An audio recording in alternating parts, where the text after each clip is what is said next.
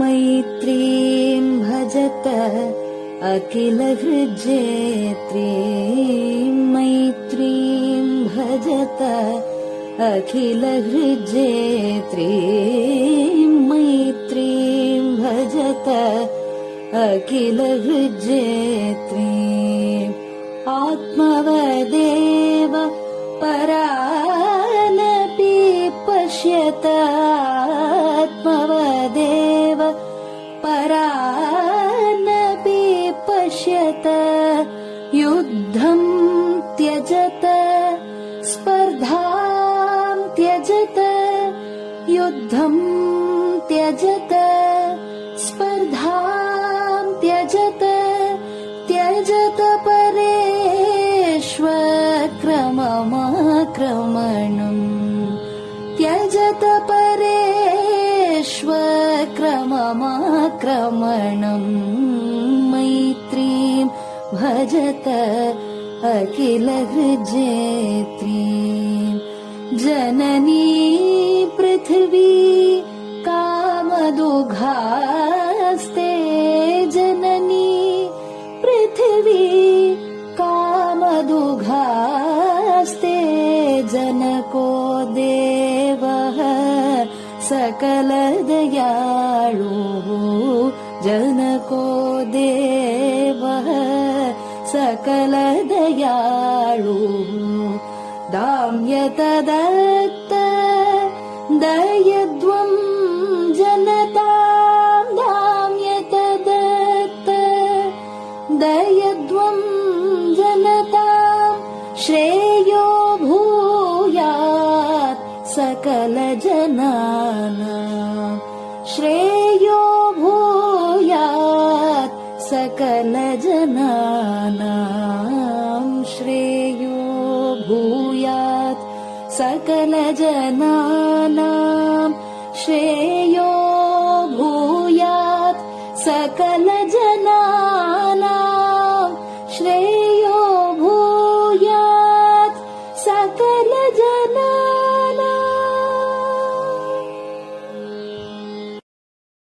பெரிவாசரணம். மைத்ரீம் பஜத. பாடியவர் குமாரி சிவஸ்ரீ ஸ்கந்தபிரசாத்.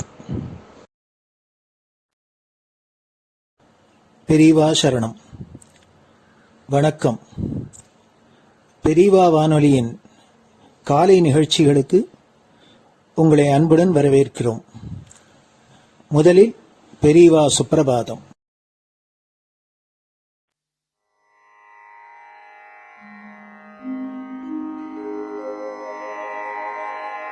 श्री महालक्ष्मी संतान स्वामीनाथ दयानिधे श्री चंद्रशेखर गुरो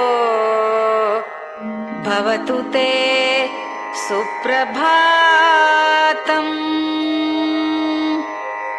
श्री महालक्ष्मी संतान स्वामीनाथ दयानिधे श्री चंद्रशेखर गुरो भवतु ते सुप्रभातम्. सुब्रह्मण्यार्य कुमार श्रुतिसारस्वरूपिणे भगवच्छंकराचार्य भवतु ते सुप्रभातम्. सुब्रह्मण्यार्य कुमार श्रुतिसारस्वरूपिणे भगवच्छंकराचार्य भवतु ते सुप्रभातम्. उत्तिष्ठ स्वाम्यधिष्ठानात् जगद्गुरु महाप्रभो कामकोटिमठेशाय भवतु ते सुप्रभातम्. उत्तिष्ठ स्वाम्यधिष्ठानात् जगद्गुरु महाप्रभो कामकोटिमटेशाय भवतु ते सुप्रभातम्। निर्गुणाय निर्मलाय मायातीतस्वरूपिणे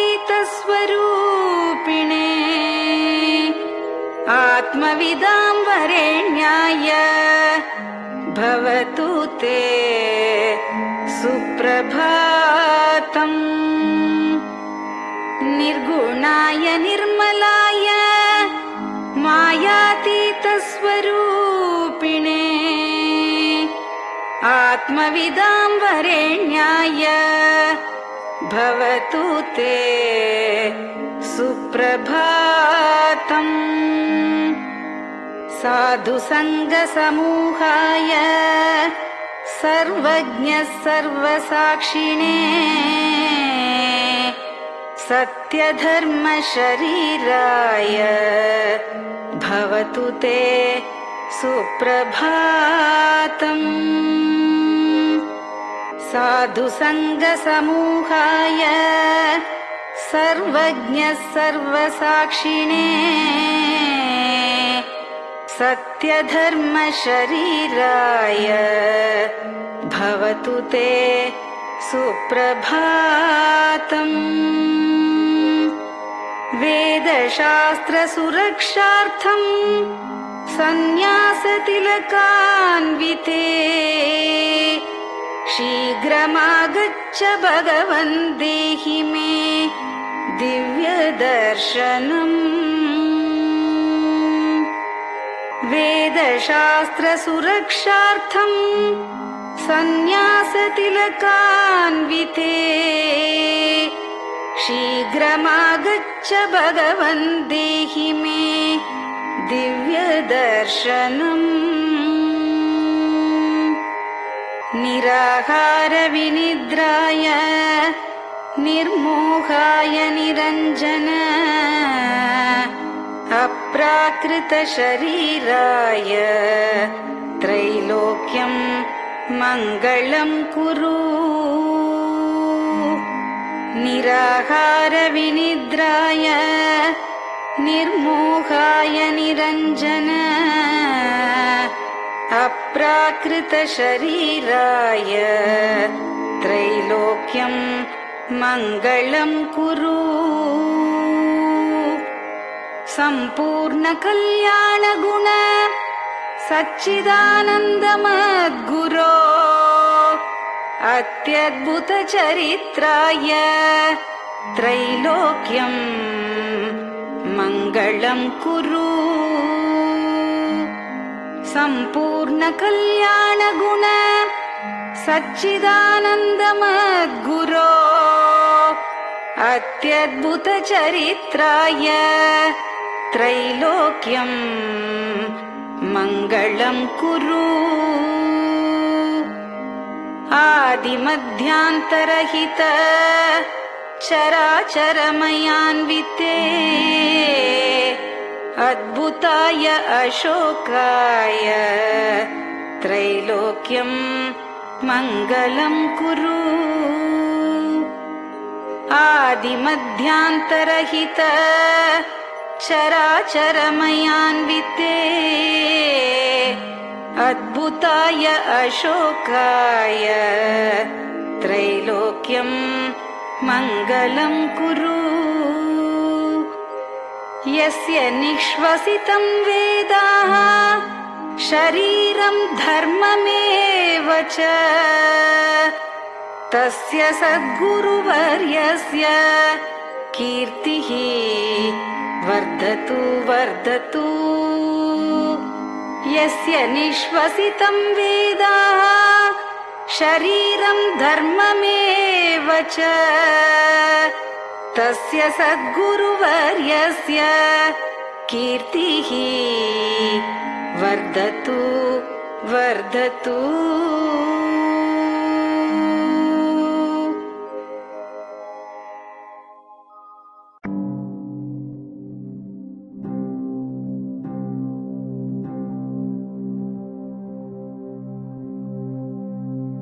हर हर शङ्कर जय जय शङ्कर हर हर शङ्कर जय जय शङ्कर हर हर शङ्कर जय जय शङ्कर हर हर शङ्करा हर हर शङ्कर जय जय शङ्कर हर हर शङ्कर जय जय शङ्कर हर हर शङ्कर जय जय शङ्कर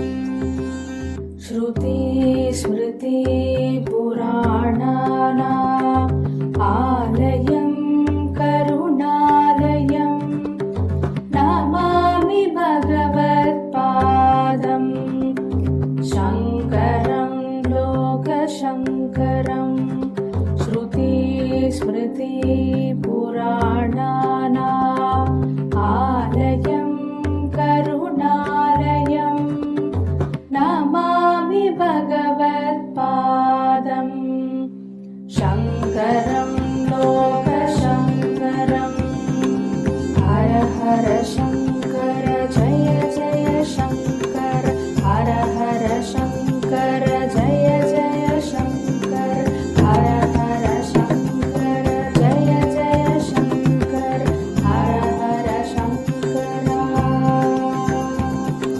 हर हर शङ्कर जय जय शङ्कर हर हर शङ्कर जय जय शङ्कर हर हर शङ्कर जय जय शङ्कर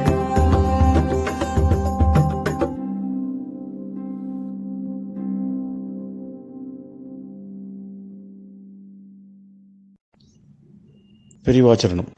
பெரியவா கராவலம்பம். பாடியவர் ஸ்ரீமதி லதா ஸ்ரீதரன் அவர்கள். प्रातः स्मरामि भवदीयमुखारविन्दम् मन्दस्मितं च जनितापहरं जनानाम् प्रातः स्मरामि भवदीयमुखारविन्दम् मन्दस्मितं च जनितापहरं जनानाम् सम्पत्करीं च भवतोऽत्र कटाक्षलक्ष्मीं काञ्चीमठेश मम देहि करावलम्बम् सम्पत्करीं च भवतोऽत्र कटाक्षलक्ष्मीं काञ्चीमठेश मम देहि करावलम्बम् काञ्चीमठेश मम देहि करावलम्बम् काञ्चीमठेश मम देहि करावलम्बम् काञ्चीमठेश मम देहि करावलम्बम् प्रातः स्मरामि कलिदोषहराणि यानि हृद्यानि दिव्यमधुराणि मनोहराणि प्रातः स्मरामि कलिदोषहराणि यानि हृद्यानि दिव्यमधुराणि मनोहराणि वाक्यानि तेऽध्यवदनाम्बुजनिर्गतानि काञ्चीमठेश मम देहि करावलम्बम् वाक्यानि तेऽध्यवदनाम्बुजनिर्गतानि काञ्चीमठेश मम देहि करावलम्बम् काञ्चीमठेश मम देहि करावलम्बम् काञ्चीमठेश मम देहि करावलम्बम् काञ्चीमठेश मम देहि करावलम्बम् वक्षस्थलं विमलहेम समानवर्णम् भस्माङ्कितं जनमनोहर कुङ्कुमाक्तम् वक्षस्थलं विमलहेम समानवर्णम् भस्माङ्कितं जनमनोहर कुङ्कुमाक्तम् प्रातः स्मरामि भवतोऽत्र चिरं महात्मन् काञ्चीमठेश मम देहि करावलम्बम् प्रातः स्मरामि भवतोऽत्र चिरं महात्मन् काञ्चीमठेश मम देहि करावलम्बम्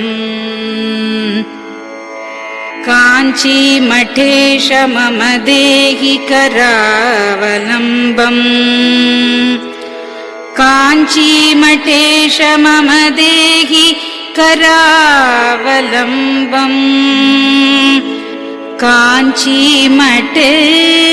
मम देहि करावलम्बम्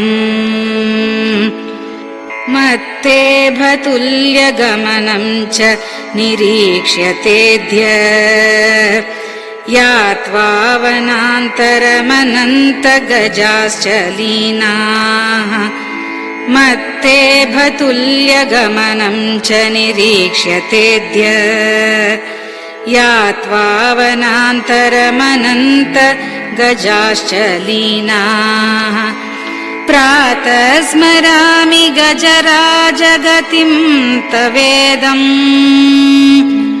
काञ्चीमठेश मम देहि करावलम्बम् प्रातः स्मरामि गजराजगतिं तवेदम्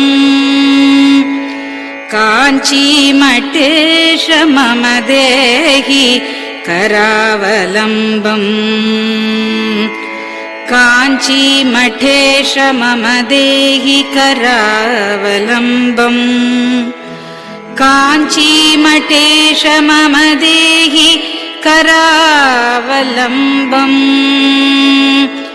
काञ्चीमठेश मम देहि करावलम्बम् दक्षेण दण्डमवलम्ब्य सदैतरेण हस्तेन चारुकलशं च विराजमानम् दक्षेण दण्डमवलम्ब्य सदैतरेण हस्तेन चारुकलशं च विराजमानम् रक्ताम्बरं च तव चारु कटिं स्मरामि काञ्चीमठेश मम देहि करावलम्बम् रक्ताम्बरं च तव चारु कटिं स्मरामि काञ्चीमठेश मम देहि करावलम्बम् काञ्चीमठेश मम देहि करावलम्बम् काञ्चीमठेश मम देहि करावलम्बम् काञ्चीमठेश मम देहि करावलम्बम् विस्मृत्य दोषमखिलं च ममापराधम् त्रातुं च याध्य भगवन् कृतबद्ध दीक्षा विस्मृत्य दोषमखिलं च ममापराधम् त्रातुं च याध्य भगवन् कृतबद्ध दीक्षा प्रातः स्मरामि यति पुङ्गवतेऽनुकम्पाम् काञ्चीमठेश मम देहि करावलम्बम् प्रातः स्मरामि यतिपुङ्गव तेऽनुकम्पाम् काञ्चीमठेश मम देहि करावलम्बम् काञ्चीमठेश मम देहि करावलम्बम् काञ्चीमठेश मम देहि करावलम्बम् काञ्चीमठेश मम देहि करावलम्बम् प्रातः स्मरामि भवदीय पदारविन्दम् यस्मात् प्रयान्ति दुरितानि महान्ति तानि प्रातः स्मरामि भवदीय पदारविन्दम् यस्मात् प्रयान्ति दुरितानि महान्ति तानि आयान्ति तानि मुहुरुद्य सुमङ्गलानि काञ्चीमठेश मम देहि करावलम्बम् आयान्ति तानि मुहुरुद्य सुमङ्गलानि काञ्चीमठेश मम देहि करावलम्बम् काञ्चीमठेश मम देहि करावलम्बम् काञ्चीमठेश मम देहि करावलम्बम् काञ्चीमठेश मम देहि करावलम्बम् स्नानाश्च पानाश्च निषेवणाश्च ध्यानाश्च पापानिलयं प्रयान्ति स्नानाश्च पानाश्च निषेवणाश्च ध्यानाश्च पापानिलयं प्रयान्ति हे तीर्थपादानुसवं पदं ते तीर्थं च तीर्थीकरणं भजामि हे तीर्थपादानुसवं पदं ते तीर्थं च तीर्थीकरणं भजामि काञ्चीमठेश मम देहि करावलम्बम् काञ्चीमठेश मम देहि करावलम्बम्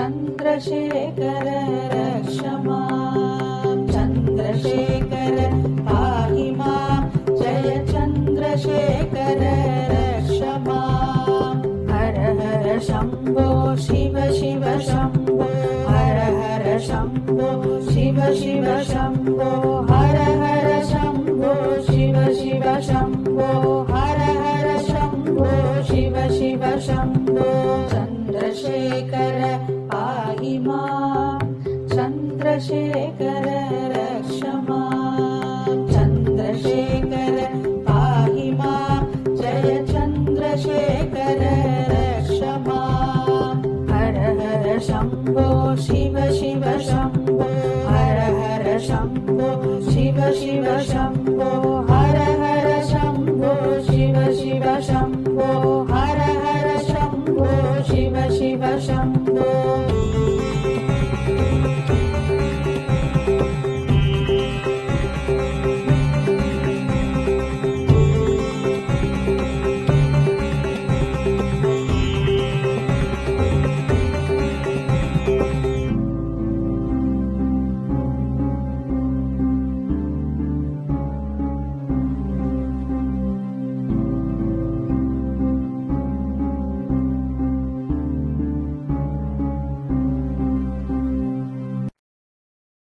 பெரியவா சரணம். நீங்கள் கேட்க இருப்பது பெரியவா குரல். மகா பெரியவா உபன்யாசங்களில் இருந்து சில பகுதிகள். நமः பார்வதீபதயே.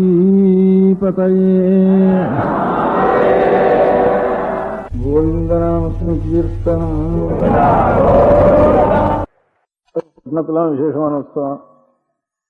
பாக்கி எல்லா கோவிலையும் 63 பேர் வச்சிருந்தாலும் 63 பேருக்கும் சேர்ந்தாமல் 61 உற்சவங்கிறது சென்னை மட்டம்தான் எல்லாருக்கும் நினைவு வரும்படியாக தெரியும். அப்படி உற்சவம் பண்ணுறதுனால தான் நினைவு வருது 63 இருக்கான்ட்டு. இல்லை உற்சவம்லாம் என்னத்துக்காகனா எல்லா ஊர்லேயும் இருக்குதான் இருக்குது, உற்சவம் நடக்கல நினைவு இல்லை. ஏன்னா 63 பேர் மகான்கள் இருந்திருக்கான்ட்டு அந்த உற்சவத்தினால நமக்கு அவளை நினைச்சப்போ நமக்காவது கொஞ்சம் கெட்ட குணங்கள்லாம் அந்த ஒரு க்ஷணமாவது மறைகிறது. அவள்லாம் நல்ல குணத்தினுடைய உச்ச நிலையை அடைஞ்சவாளுங்கிறதுனால அவளை நினைக்கிற சமயத்திலேயாவது கொஞ்சம் நமக்கு சாந்தம் இருக்கு. அந்த ஒரு க்ஷணம் இருந்தாலும் போறோம். அந்த மாதிரி கணக்கு பண்ணினோம் 63 பேர்னு.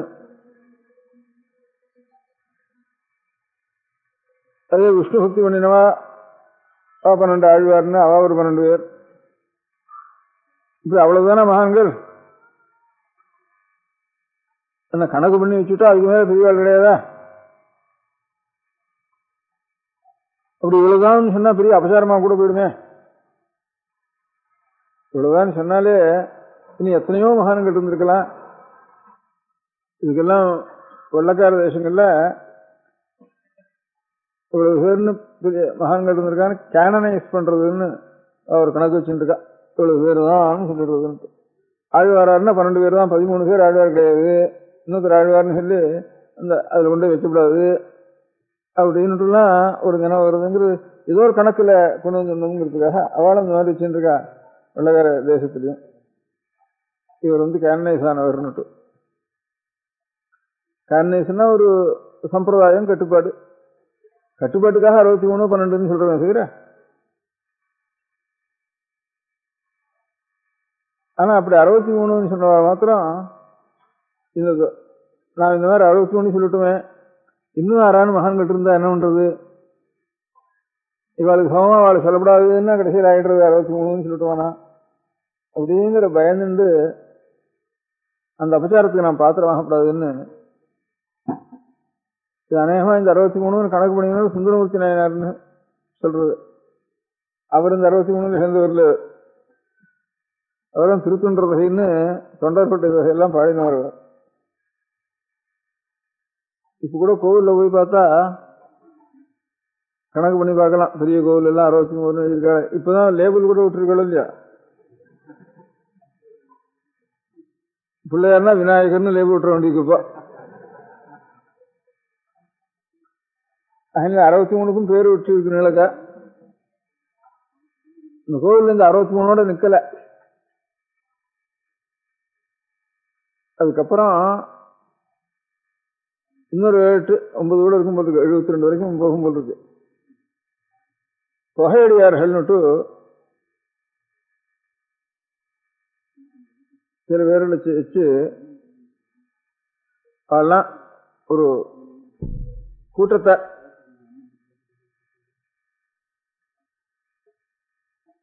இந்த மாதிரி குணமுடையவா, இந்த மாதிரி அனுஷ்டானம் உடையவா, இந்த மாதிரி பக்தி உடையவா ஆறா இருந்தாலும் அவெல்லாம் ஒரு கூட்டம். உதாரணமாக முப்பொழுதும் திருமேனி தீண்டுவார்க்கடியேன் அதுக்கு ஒரு சுவாமி மாதிரி ஒன்று வச்சு சிலை வச்சு முப்பொழுதும் திருமேனி தீண்டுவார்னு எழுதியிருக்கோம். இந்த 63க்கு அப்புறம் 64, 65, 66, 67 70 வரைக்கும் போகும். முப்பொழுதும் திருமேனி தீண்டுவா திரிகாலத்திலையும் சிவபூஜை பண்றவான். எப்படி சந்தியானுஷ்டானம் திரிகாலத்திலையும் பண்ணணுமோ, பஞ்சாஷ்ட ஜபம் பண்ணுறோமோ, அதுபோல சிவபூஜையே 3 காலத்திலையும் பண்றார். முழுநீர் பூசிய முனிவருக்கும் அடியேன் இன்னும் விபூதி சரணம் பண்ணிக்கிறான். அது சரீரத்துல சகல சரீரம் ஆக்னேயம் புஷ்பனா ஸ்நானம்னு தசவித ஸ்நானம் சொல்லிருக்கு. கோவனுடைய ஒரு குளம்படியிலேருந்து வரும்படியான தூளி இருக்க சந்தியா காலத்தில் அதனால ஒரு ஸ்நானம், அதனால சூரியனுடைய வெயில்னால ஒரு ஸ்நானம், சூரிய வெயிலும் மழையும் சேர்ந்து விழுந்துதானே அது ஒரு ஸ்நானம், தனியா நதியில அவகாச ஸ்நானம், தீர்த்தத்தினால ஜலத்தினால ஸ்நானம், மந்திர புரோஷணத்தினால ஸ்நானம், கோமயத்தினால ஸ்நானம், மிருத்திகா ஸ்நானம், மண்ணுனால ஸ்நானம், இப்படி அநேக ஸ்நானங்கள் சொல்றதுல இந்த கணக்கு சரியா இல்லாம இருக்கலாம். இது ஒரு 10 ஸ்நானம் தனியா இருக்கு, அதுல இதெல்லாம் சேர்ந்ததுதான். நீங்க எழுதிட்டு எல்லாம் அது வீட்டுக்கும் அது அறான் பேப்பர்ல எழுதினெல்லாம் இப்படி இருக்கே அப்படின்னு.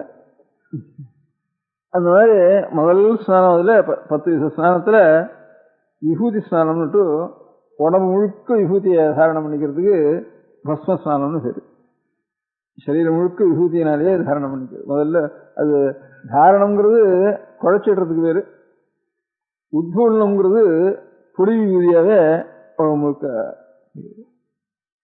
உத்பூலனம், அவகுண்டனம், தாரணம்னு 3.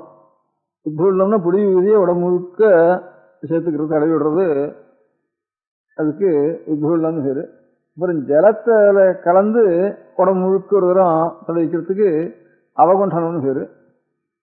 அப்புறம் 12 இடங்கள்ல இந்த 3 விரல்னால இது திருமூர்த்தி சுரூபம்னு இதுக்கு தாரணம்னு பேரு. இந்த மாதிரி உத்பூலனம், அவகுண்டனம், தாரணம்னு 3 பிரகாரம். அதுல விபூதி பூசிடுறதுன்னா நீர் பூசல்னா உத்பூலனுக்கு தான் பூசல்னு பேரு. இந்த மாதிரி முழுநீர் பூசிய முனிவர்க்கும் அடியேன் முப்பொழுதும் திருவேணி திருண்டுவார்க்கடியேன் இப்படி அந்த மாதிரி யாரா இருக்காளோ அவள்லாம் பொது மகான்கள்னா, இவெல்லாம் ஒரு அனுஷ்டானத்தோட இருக்கிறாதுன்னா, ஒரு காரியம்னா அது விபூதி பூசுறது, ஒரு பூஜை பண்றதுன்னு காரியம்னா, காரியமே தெரியாம கண்ணப்பர் போல ஒன்றும் தெரியாம மாம்சம் இருக்குன்ற கூட அது கூட சுவாமிக்கு சேர்க்கப்படாதுன்னு கூட தெரியாம, எச்சலோட சுவாமி வேலை படப்படாதுன்னு தெரியாம எச்சல சுவாமி வேலை புரியுறது பக்தினாலே அந்த மாம்சத்தை கொண்டு கொடுக்கறது, அது ஒண்ணுமே ஒரு அனுஷ்டானம் தெரியாது, ஆச்சாரம் தெரியாது, பக்தி மாத்திரம் தன்னுடைய உயிரை கூட கொடுத்துருவோம்ன்ற அவ்வளவு அன்பும் கண்ணால உருகி இருக்க முடியாம எத்தனை பேர் இருப்பாள். ஆச்சாரமோ அனுஷ்டானமோ இந்த விஷயங்கள்லாம் தெரியாம சாஸ்திரம் தெரிஞ்சு விபூதி இப்படி தூர்ணம் பண்ணிக்கிறது, பூஜை இப்படி பண்றதுன்னு தெரிஞ்சவாள்லாம் இந்த கணக்கெல்லாம் சேர்றவா இப்படியும் அநேகம் பேர் இருப்பாளுக்கு எல்லாரும். அதனால கடைசி முடிவுல அப்பாலும் அடிசார்ந்தார் அடியாருக்கும் அடியே. அப்பாலும்னா இந்த 63ன்னா தமிழ் பேசுற ஊருக்குள்ளதானே வச்சுட்டு இருக்கோம் 63ன்ட்டு, அது கன்னடத்துல இல்லைன்னு அர்த்தம். இல்ல ஏதோ ஒரு கணக்கு முதல் ஆழ்வார்னர் இந்த கோச்சங்கை சோழ நாயனார்னு இருக்கிறதுக்குள்ள பழைய சோழராஜா, பழைய சோழராஜா அவர் தான் முதல்னு சொல்லலாம். சுந்தரமூர்த்தி நாயனாருக்கு முன்னோடு இருக்கிறது அப்புறம் மாணிக்கவாசர், இவெல்லாம் அப்புறம் சுந்தரம் சம்பந்தர், இவெல்லாம் கடைசின்னு வச்சுக்கிறோம். இல்ல பட்டினத்தாரோட முடிவுன்னு ஒண்ணு வச்சுக்குவோம். ஏதோ ஒரு காலத்துக்குள்ளதானே சுமார் ஒரு 1000 வருஷம் வச்சுக்குவோம். அதுக்கும் அந்த 1000 வருஷத்துக்கு முந்தியும் ஆறான் மகான்கள் இல்லையா, ஹிந்தியும் இருக்க மாட்டாளா அப்படின்னு. இப்போ ஒரு 10 வருஷத்துக்கு முந்தி எங்க பார்த்தாலும் எந்த சவத்துலையும் எந்த தூண்லையும் எந்த கோபுரத்துலையும் எந்த கோவில்லையும் எந்த ஸ்கூல்லையும் எங்க பார்த்தாலும் ஆஞ்சநேயர் ஒரு நிமிஷத்துல இருக்குன்னு எழுதிட்டு இருந்தாங்க. பரமபக்தன் ஒரு நாளைக்கு ஒரு 100 ஆஞ்சநேயர் எழுதிவோம் இருக்கோம். அந்த மாதிரி எங்க பார்த்தாலும் இருக்கிறது, எந்த ஊருக்கு போனாலும் நிமிஷம் கிருகிருன்னு அதே காரியமா ஒரு ராமருடைய பக்தர் ஆஞ்சநேயர்னா ஆஞ்சநேயருடைய பக்தர் ஆயிட்டான் ஆஞ்சநேயன்னுட்டு. அப்படி எத்தனையோ மகான்கள் இருந்திருக்காள, பிற்காலத்திலும் இருந்திருப்பா. வேற தேசங்கள்லயும் சிவபக்தா இல்லையா, உலகம் முழுக்க சிவபக்தா இல்லையா.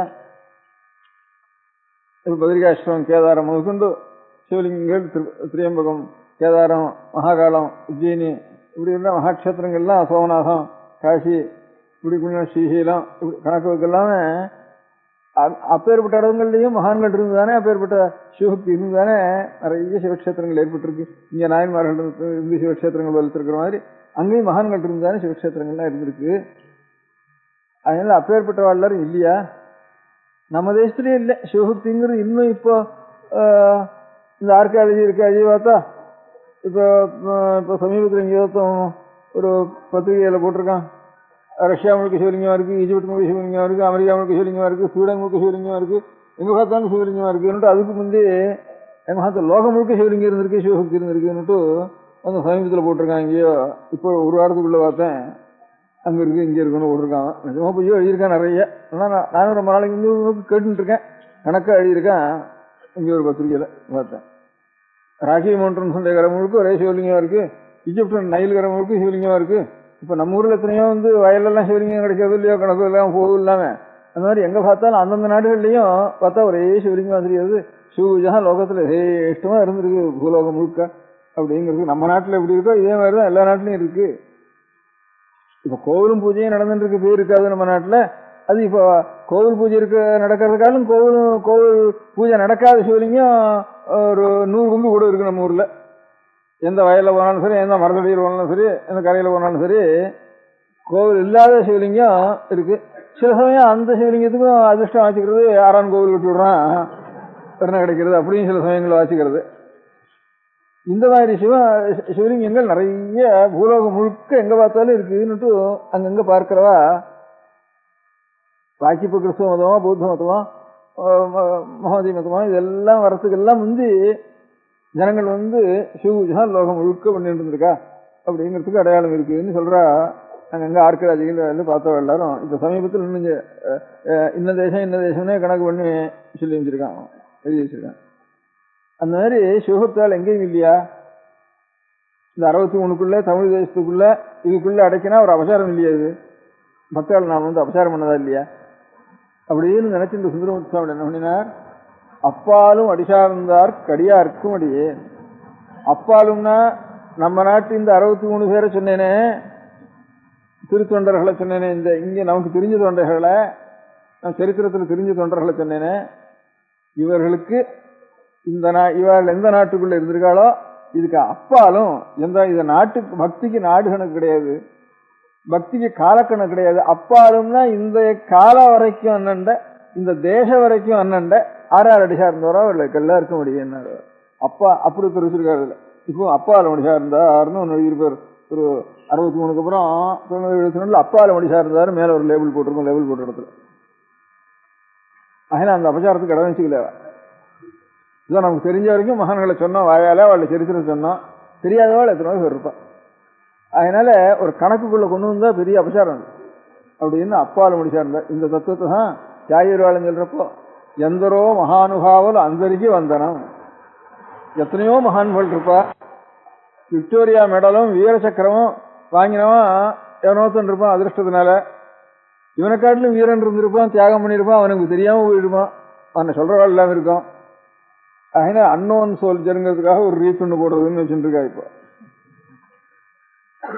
அந்த மாதிரி எந்தரோ மகானுபாவலும் அவளுக்கு சுருவமே தெரியாது, அவள் இன்னாருன்னு தெரியாது. அவளுக்கு எவ்வளவு பேர் மனம் உருகி வச்சிருந்து பகவானை பிரத்யட்சமா அடைஞ்சு அதை தவிர வேற மனுஷனையே நாம் லட்சியம் பண்றதில்லை, பகவானை தவிர வேற காரியம் நமக்கு இல்லை, உண்மையான பொருள் அதுதான், அந்த உண்மை பொருளத்துல தான் நம்முடைய மனசு இருக்கணும்னு நினைச்சவா எத்தனையோ பேர் இருப்பான். எந்தரோ மகானுபாவில் அந்தரிக்க வந்தனம் அப்படின்னா தியாகித்தான். அப்பால் ஒண்டி சார்ந்தார் கடியார்க்க ஒழிங்கிற தத்துவம் தான் எந்தரோ மகானுபாவில் அந்தரிக்க வந்தனம்னுட்டு தியாகராஜ் சொன்னார். அப்படி எத்தனையோ பேர் இருந்தாலும் ஜனங்களுடைய மனசை நிறைய ஆகர்ஷிக்கிறவா 63 பேர் இருக்கா. இவ ஆழ்வார்கள் நிறைய இருக்கா. இன்னும் மகான்கள் சங்கனவர்கள் இப்படின்னா கணக்கு வழக்கெல்லாம் இருந்திருக்கா.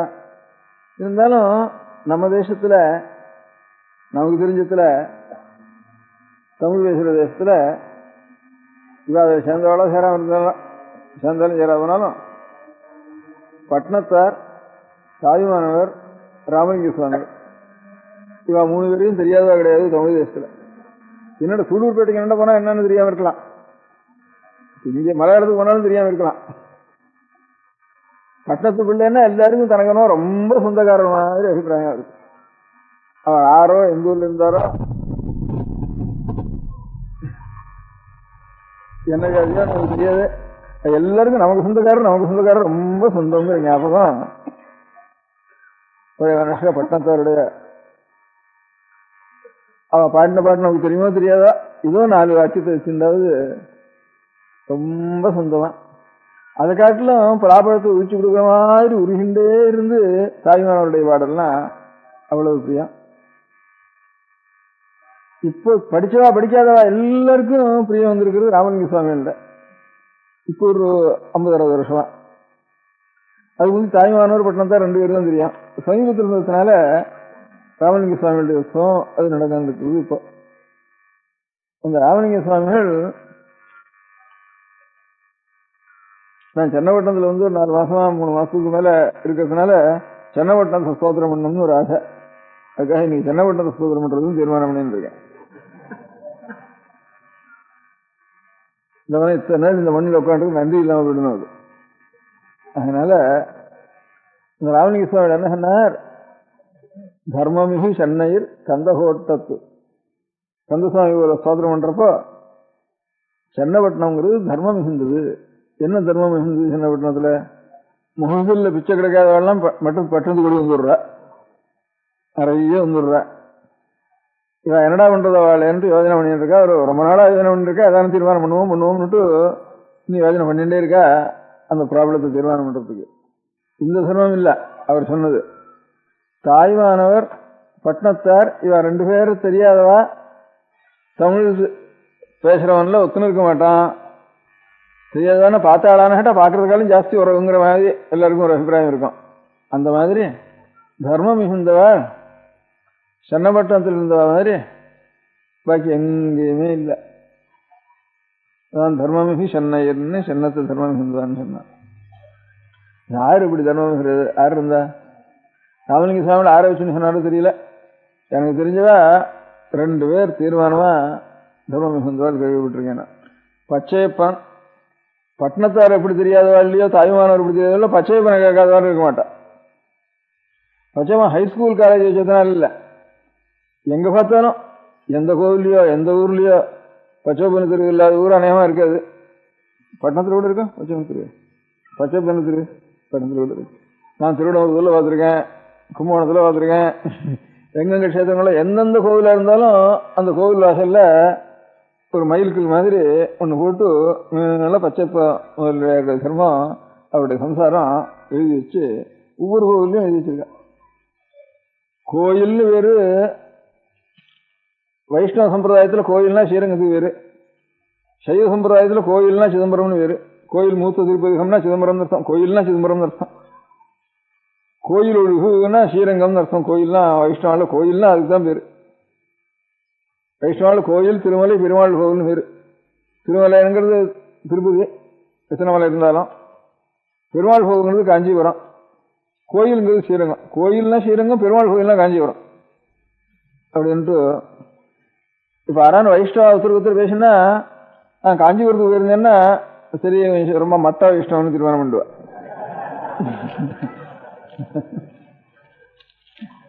பெருமாள் கோயிலுக்கு இருந்தேன்னு சொல்லணும் தவிர காஞ்சிபுரத்துக்கு இருந்தேன்னு சொன்னா பெருமாள் கோயில்னு சொல்லி ஆகணும்.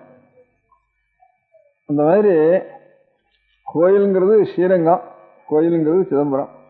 இந்த ஸ்ரீரங்கத்திலையும் சிதம்பரத்திலையும் நித்தியம் எவ்வளவு தர்மம் நடக்கிறதோ அவ்வளவு தர்மத்திலேயே பாதிக்கு மேல தர்மம் மணலி குடும்பத்தினுடைய தர்மம். இன்னும் மணலி மாதிரி சின்னையா முதலியாருடைய அந்த வம்சத்தினுடைய தர்மம். அது சென்னப்பட்டினத்துல இருந்து எப்போதும் சென்னப்பட்டினத்துக்கு பிரபுக்கள் மணலிங்கிறது.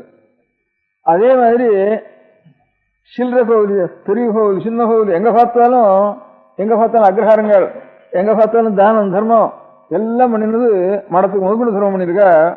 அங்க இருந்து பச்சை முதலியார் வரும், அவருடைய சம்சாரம். பரம்பரை பிரபு மணலி முதலியார் ஒரு சின்ன கூலி வேலை பண்ணி கூலிக்கு முதல்ல போய் இதுல இருந்து இவ்வளவு லோகத்துல ஒத்தனும் அந்த மாதிரி தர்மம் பண்ணலைன்னு அவ்வளவு சொல்லும்படியான ஒரு பெரிய வேத பாடசாலைகள். இப்ப இந்த பச்சை காலேஜ் ஆயிருக்கு, முதல்ல வேத பாடசாலையா இருந்து அப்புறம் கொஞ்சம் கொஞ்சமா எல்லாருக்கும் சேர்த்து அதுக்கப்புறம் மேல அப்புறம் பெரிய காலேஜா இது ஸ்தானத்துக்கே முக்கியமான ஒரு காலேஜா ஏற்பட்டு வச்சு இந்த இடத்துல சென்னையில, காஞ்சிபுரத்துல, சிதம்பரத்துல அதே மாதிரி அங்கேயும் வேத பாடசாலை, இங்கேயும் வேத பாடசாலை, இங்கேயும் வேத பாடசாலை வச்சிருந்தா அது இப்ப வேத பாடசாலைக்கு ஆளும் வரதில்லை. 2வது இப்ப இருந்தா அதோட ஜீவனத்துக்கும் புரியும் இல்லை, ஜீவனத்துக்கு உபயோகமா இருக்க முடியாது. கொஞ்சம் கொஞ்சமா ஸ்கூலா வச்சு அப்புறம் காலேஜா வச்சு அந்த மாதிரி எப்படியோ அந்த தர்மமானது பெருசா நடந்துட்டு இருக்கு. அதனால மணலி முதலியாரையும் பச்சை முதலியாரையும் தான் நினைச்சுட்டு சொல்லியிருக்கணும் போல இருக்கு.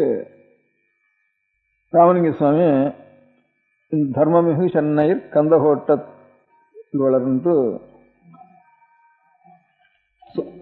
கந்தசாமி சுவாமியை சொல்றப்போ தர்மமிகு சென்னையர்னு சொன்னார்.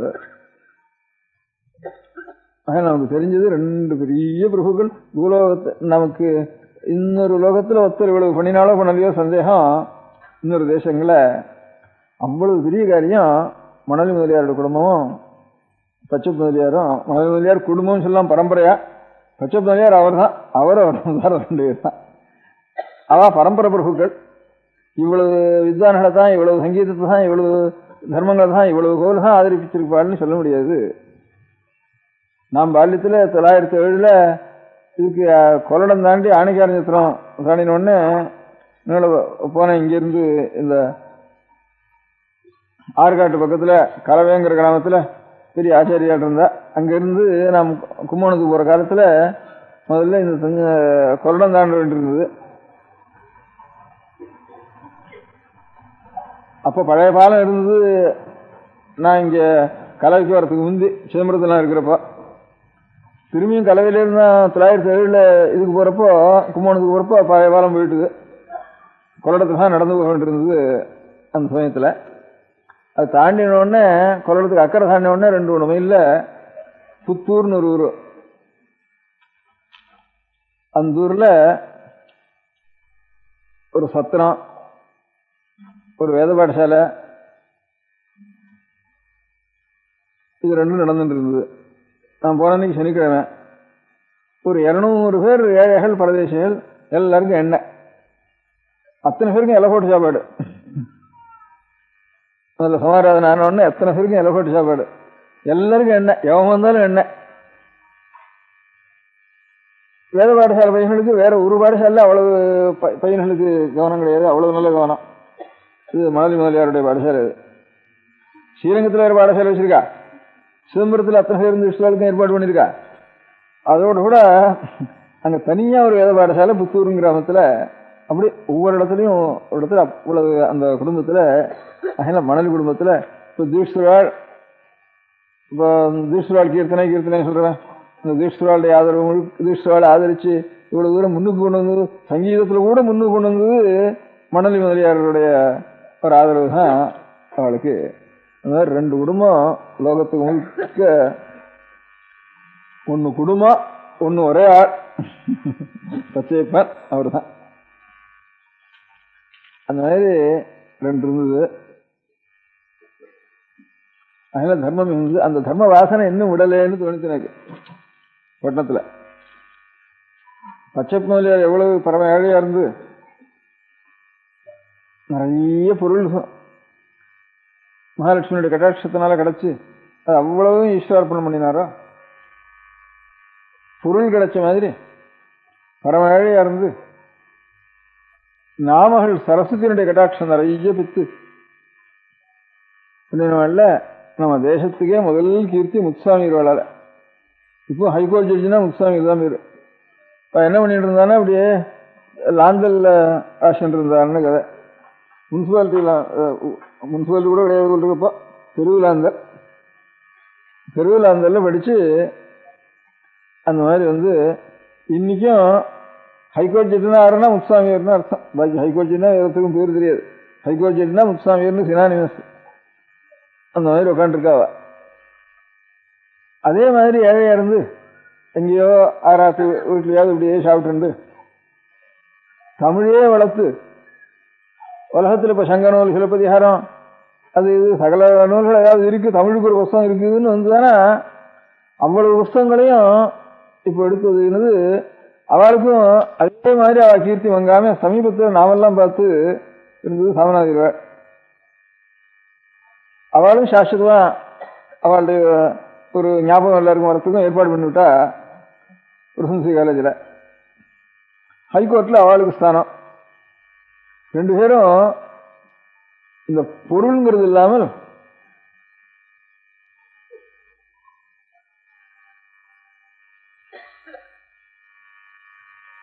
சரஸ்வதியினுடைய கல்வி நிறைஞ்சு வழங்கினது இவா 2 பேர் இந்த இடத்துல.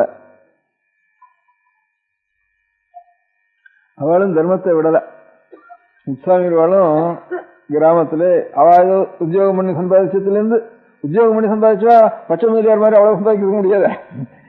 அதனால அவர் பழனியா இருந்து லட்சுமி கட்டாட்சம் வந்துட்டு இருக்கு. வேலை செஞ்சு சம்பாதிச்சா நிறைய சம்பாதிச்சா.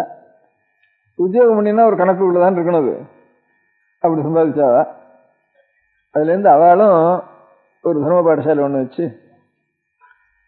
இப்போ அது அந்த ஞாபகத்துக்காக அப்படி அப்படி மாதிரி திருச்செந்தூர்ல இப்போ 2 வேதம் சேர்ந்து பாடசாலை இப்போ நடக்கிறது.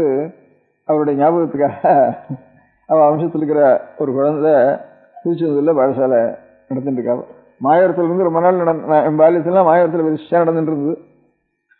முத்துசாமி பாடசாலை வச்சு அதுக்கப்புறம் திருச்செந்தூர்ல அந்த பாடசாலை நடந்துட்டு இருக்கு.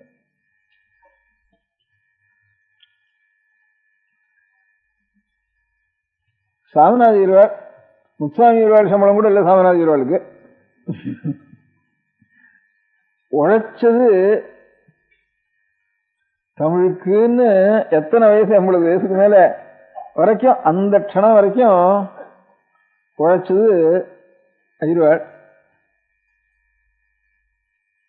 ஐயர்வாள்னே பேர் வந்துட்டு அவளுக்கு. அவர் நான் போனேன். நான் ஒரு வருஷம் சிவராத்திரிக்கு போயிருந்தேன் காளஹஸ்திக்கு.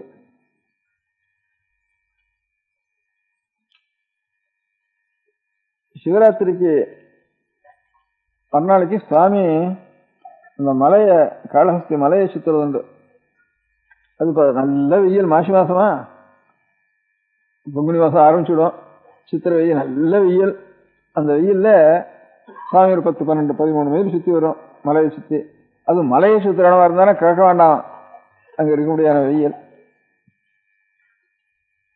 இப்படி சுத்தி வரப்போ ரொம்ப கடுமையான இடத்துல அவ ஒரு தண்ணி பந்தல் வச்சிருந்தா சாமநாதர். அந்த சிவபக்தியினுடைய அடையாளம்.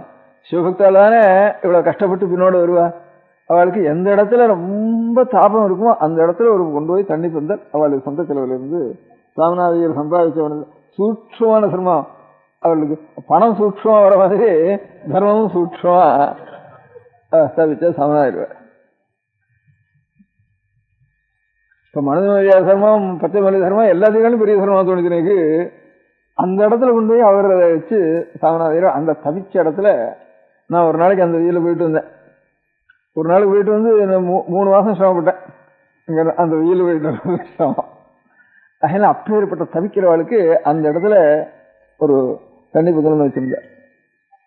அந்த மாதிரி சென்னையில தர்மம் மிகுந்திருந்ததுன்னுட்டு. ஆனா இன்னொருத்தர் சொல்றதுக்காக தான் இவளை தவிர இந்த மாதிரி கீர்த்தி சாஸ்வதமா இருக்கிறதுக்கு முத்துசாமி இருவார். ஆரம்பத்துல நமக்கு தெரிஞ்ச கடைசியில் இருவார். மத்தியில இன்னொருத்தருடைய மூர்த்தியும் நமக்கு ஞாபகப்படுத்திருக்கு வி. கிருஷ்ணசாமி இருவார். இப்ப இவ்வளவு தர்மம் சொல்றதோ அவரை பத்தியும் ஒரு நாளைக்கு சொல்ல முடியாது எனக்கு. ஒரு நாளைக்கு இந்தியன் பேங்க்ல இருந்து அந்த அதுல சேர்ந்த எல்லாரும் மடத்துக்கு ஒரு நாள் கைங்கரியம் பண்ணணும்னுட்டு மடத்து செலவெல்லாம் எத்தனை செய்யணும்னு இந்தியன் பேங்க்ல இருக்கிறவெல்லாம் சேர்ந்து ஒரு நாளைக்கு வந்திருந்தா. பகல்ல அவளுக்கு ஏதான ஒரு வார்த்தை சொல்லணும்னு சொன்னா. அப்போ சொல்லிட்டேன் கிருஷ்ணாமி அவளை பத்தி. பாக்கி பேரை சொல்லலையேன்னு மறந்து இது குறையா இருந்தது எனக்கு. அதனால மணலி முதலியார் பச்சையப்பன் தான் சொன்னாவே பூர்வம் இருக்கு. பச்சையப்பனா தான் இருந்தார் முழுக்க. இப்போ பச்சையப்பன் கல்லூரின்னு போட்டிருக்கு. ஒரு முதலியார் டைட்டில் கூட அவருக்கு ஆசை இல்லை, வேண்டியதில்லை இருக்கு.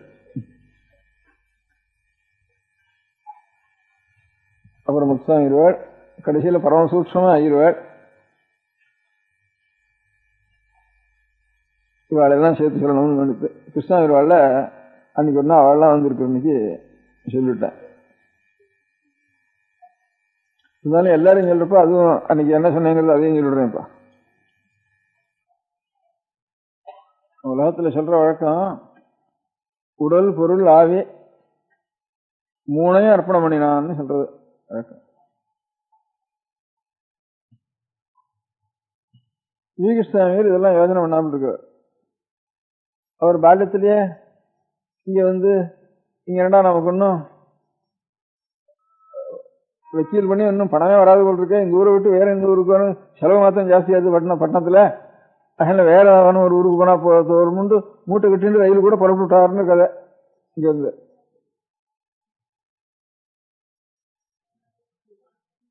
அவ்வளவு ரொம்ப சமதசையில் இருந்து கூட இது அப்புறம் ஈஸ்வரனுடைய கட்டாட்சத்தினால அவரும் ஒரு பேர் வாங்கிட்டு இந்த ஊர்ல சென்னையில நல்ல காரியங்கள்லாம் செய்யறதுங்கிற ஒரு அனுகிரகம் ஈஸ்வரனால கிடைச்சது இருக்கு.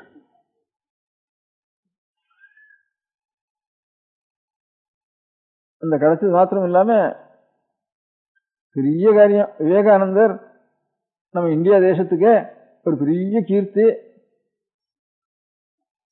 இந்திய தேசத்துக்கு அமெரிக்காவினால டாலர்னால கீர்த்தி இல்ல, குண்டுனால கீர்த்தி இல்ல, குண்டு போடுறதுனால கீர்த்தி இல்ல, பணம் இருக்கிறதுனால கீர்த்தி இல்ல.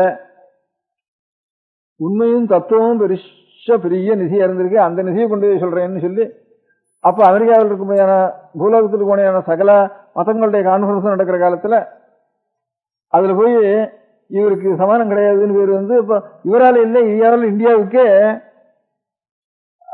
வாஸ்தவமா உண்மையான தத்துவம் தெரியணும், சாந்தி வேணும், உண்மை மதமானது இருக்குன்னா இந்தியாவினுடைய ஒரு சாயில தான் இருக்குங்கிற ஒரு கீர்த்தி சம்பாதிச்சு வந்தார் விவேகானந்தர்.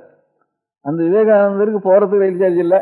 இங்க இருந்து ஆத்திலேயே உட்காந்து தைரியமா போன்னு சொல்லி உட்காந்து ஏதோ கொஞ்சம் வசூல் பண்ணி இவரும் கையெழுந்து கொடுத்து அவர் இந்த மாதிரி கிளப்பி விட முடியாத ஒரு சௌகரியம் அப்புறம் வி கிருஷ்ணாவிற்கு கிடைச்சது. அந்த காலத்துல சென்னையில இருந்து அவர் பெங்காலில் இருந்தாலும் பட்டணத்துல இருந்தாலும் புறப்பட்டார் இங்க இருந்து வி கிருஷ்ணாவுடைய புரோத்சாகத்தினால. விவேகானந்தர் எப்படி பூலோகம் முழுக்க தெரிஞ்ச மனுஷன் நம்ம இந்தியா தேசத்துல, அதே மாதிரி அதுக்கு அடுத்தபடியா பூலோகம் முழுக்க தெரிஞ்ச மனுஷன் ஒரு முன்தலை, அதுக்கு நமக்கு அடுத்த முன்தலைமுறையில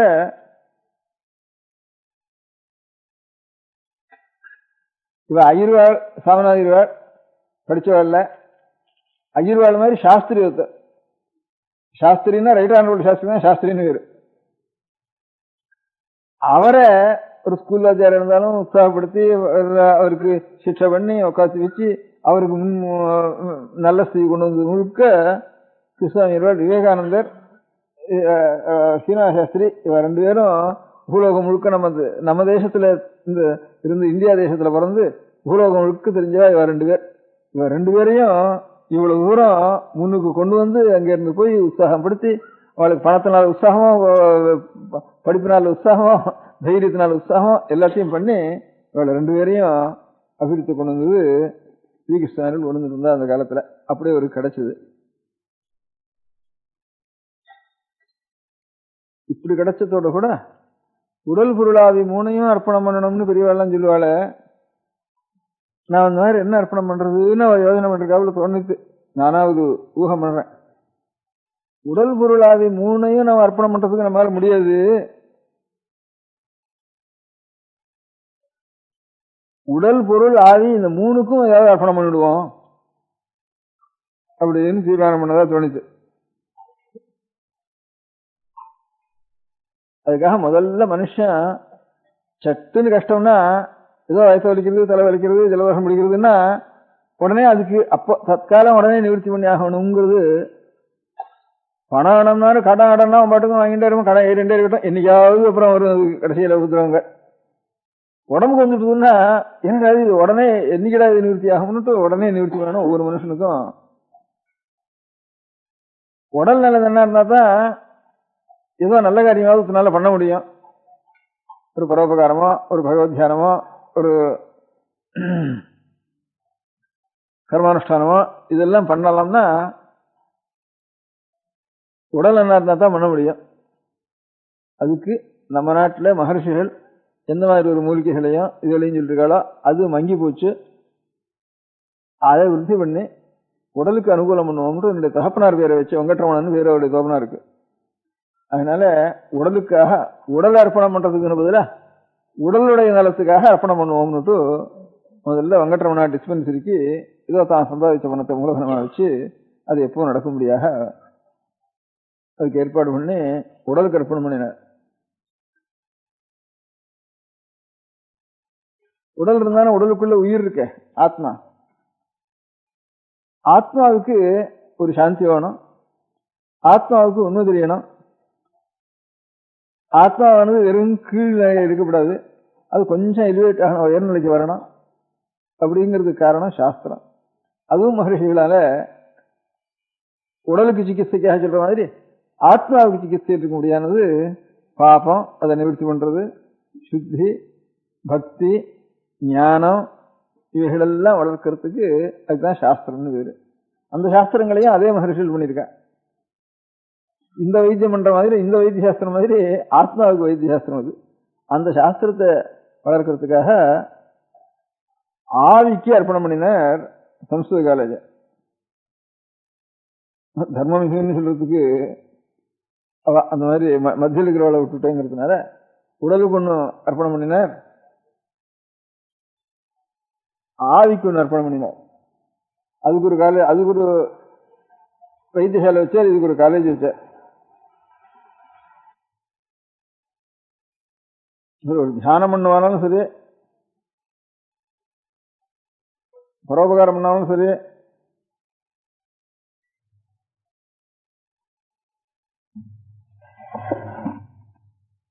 தத்துவங்களை தெரிஞ்சுக்கணும்னாலும் சரி, ஆத்துல சாப்பாட்டுக்கு இல்லைன்னு என்ன பண்றது, எல்லாம் கடனா போச்சு என்ன பண்றது, பொருள் இருந்தானே எல்லாத்துக்காக வேண்டியிருக்கு. உடம்புக்கு சிகிச்சை பண்ணிக்கணும்னாலும் அதுக்கும் பணம் வேண்டியிருக்கு. ஒரு நிஷ்டை பண்ணும் தியானம் பண்ணுவாலும் சொல்பமாவது ஆகாரம் ஒரேடியே சாப்பிட்டுட்டாலும் அதுக்கப்புறம் ஒன்றும் பண்ண முடியாது. அதுக்குதான் மருந்து சாப்பிட்றது, படுத்துக்கிறது, தூங்குறது, பிறல்றது, அதான் சரியா போயிடும். இல்லை அவனுக்கு வியாதி வருது, அதுக்கு ஒரு மருந்து சாப்பிட்றது, இதுதான் கஷ்டமா போயிடும். மிதமாவது ஆகாரம் பண்ணி ஆகணும்.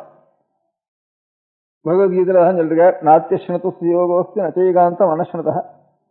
நிறைய சாப்பிட்டாலும் அவனுக்கும் யோகமோ தியானமோ ஒன்றும் கிட்ட வராது. ஜபம் பண்றது கொண்டா ஆறு கொட்டாய்தான் வரும். ஒரேடியா பட்டி பசி போட்டான்னா அவனுக்கு கண்ணெல்லாம் உள்ள போயிடும், ஒன்றும் சொன்னாலும் ஒன்றும் புரியவும் புரியாது. அதனால ஏதாவது சொல்ப ஆகாரம், மிதமான ஆகாரம், மிதாகாரம் இருக்கணும். அதுக்கு பொருள் வேணும். அது கடனாளியாக இருந்துட்டு அவன் போட்டுக்கும். வீட்டை ஏலத்தை கொண்டு வந்துட்டான், சாமான இடத்த ஏலம் வந்துட்டான், நிலத்தை ஏலம் வந்துட்டு அப்படின்னு போயிட்டு இருந்தானே, அடுத்த வீடு எங்க போறது, வாடகைக்காரன் வீட்டை விட்டு வெளியில போங்கிறான். அப்படி இந்த கவலையெல்லாம் இருந்ததுதானே நல்ல காரியம் செய்ய முடியாது. அதனால பொருள்னாலையும் உபகாரம் பண்ணணும். அப்படிங்கிறதுக்காக பொருள் வளர்றதுக்காக நாம் ஏதாவது அர்ப்பணம் பண்ணணும்னு யோஜனை பண்ணி இந்த 2 காலேஜ் மாதிரி உடல் பொருள் ஆவிங்கிறது உடலுக்கு ஒன்னாச்சு ஆவிக்கு ஒன்னாச்சு நடுவில் இருக்க முடியாத பொருளுக்கு அதுக்காகத்தான் இந்தியன் பேங்க் வச்சிருக்காருன்னு தோணிக்கிறாங்க. அவர் தான் ஆரம்பிச்சார். அந்த சமயத்துல பேங்க் வச்சார். முதல்ல பேங்க்னால அநேகம் பேருக்கு கடன் நிவர்த்தியாகி கொஞ்சம் கட்டுப்பாட்டோட அவளுக்கு கஷ்டப்பட்டு மோசம் பண்ணிடுவோங்கிற ஒரு பயம் இல்லாமல், வேற இன்னொருத்தனோட போய் கடன் வாங்கினா மோசம் பண்ணி அடியோட மோசம் பண்ணுங்கிற எண்ணத்தோடையே அந்த மாதிரி பண்றதுனால அப்படிலாம் இல்லாமல் ஜனங்களுக்கு நியாயமா யோகியாளா இருந்தாலும் அவளுக்கு ஒன்றும் கஷ்டம் இல்லாம நிவர்த்தி பண்றதுன்னு ஒண்ணு. பேங்க் வச்சதுனால அநேகம் பேர் லேவாலயம் பண்ணின்றதும் லாபம் முழுக்க அவனுது. பேங்க்ல வேலை செய்யறவாளே அநேகம் பேர் ஜீவிக்கிறா. ஒரு பேங்க் வச்சவனா எத்தனையோ ஒரு ஏழைகளுக்கு ஜீவனத்துக்கு கொடுக்கறதுக்கும் காரணமா இருக்குது. அவளுக்கும் ஒரு பொருள் உண்டாருது. அதனால கணக்கா யோஜனை பண்ணி ரொம்ப சூட்சமா தர்மம் பண்ணினார் சாமிநாத இருவர். எல்லை இல்லாத தர்மம் பண்ணினா அவள் எல்லாரும் படிச்சவர் அனுத்தினால கணக்கா பண்ணி 3க்கு 3 செய்யணும், உடல் பொருளாவி 3க்கு 3 செய்யணும் அப்படிங்கிற உத்தேசத்தோட ஒரு பேங்கையும் வச்சு, அந்த சமயத்துல இந்தியன் பேங்க்னு பேர் வச்சாலே கோவிச்சுக்குவா வெள்ளக்காரெல்லாம். அப்போ நேட்டிவ்னு சொன்னாதான் சந்தோஷமா இருக்கும். செய்வாளுக்கு இந்தியன்னு சொல்லிட்டானா நேட்டிவ்க்கு பதிலா ஒருன்னு கோவிச்சுக்குவா அந்த காலத்துல. அப்படி இருந்த காலம் அந்த காலம் ஆனது.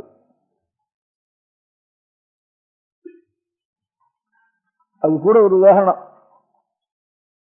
அந்த காலங்கள்ல வெள்ளக்காராளுடைய நாகரிகம் தான் ரொம்ப பெரிய நாகரிகம், நம்ம நாட்டில் இருந்ததெல்லாம் ஒன்றும் பிரயோஜனம் இல்லாதது அப்படின்னு ரொம்ப மட்டம்.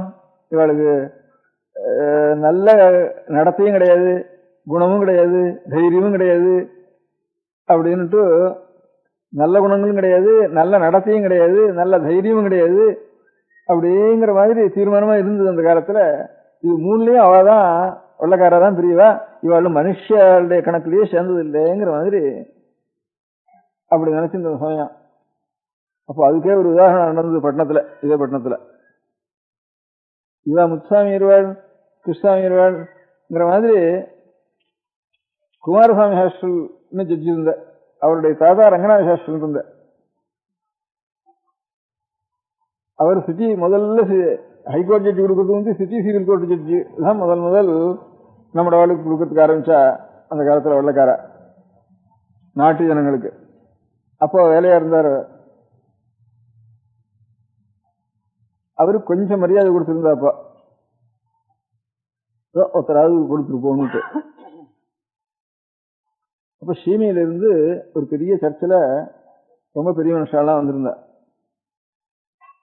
அப்ப அவள்லாம் வெள்ளக்கார நாகரிகத்தை பத்தி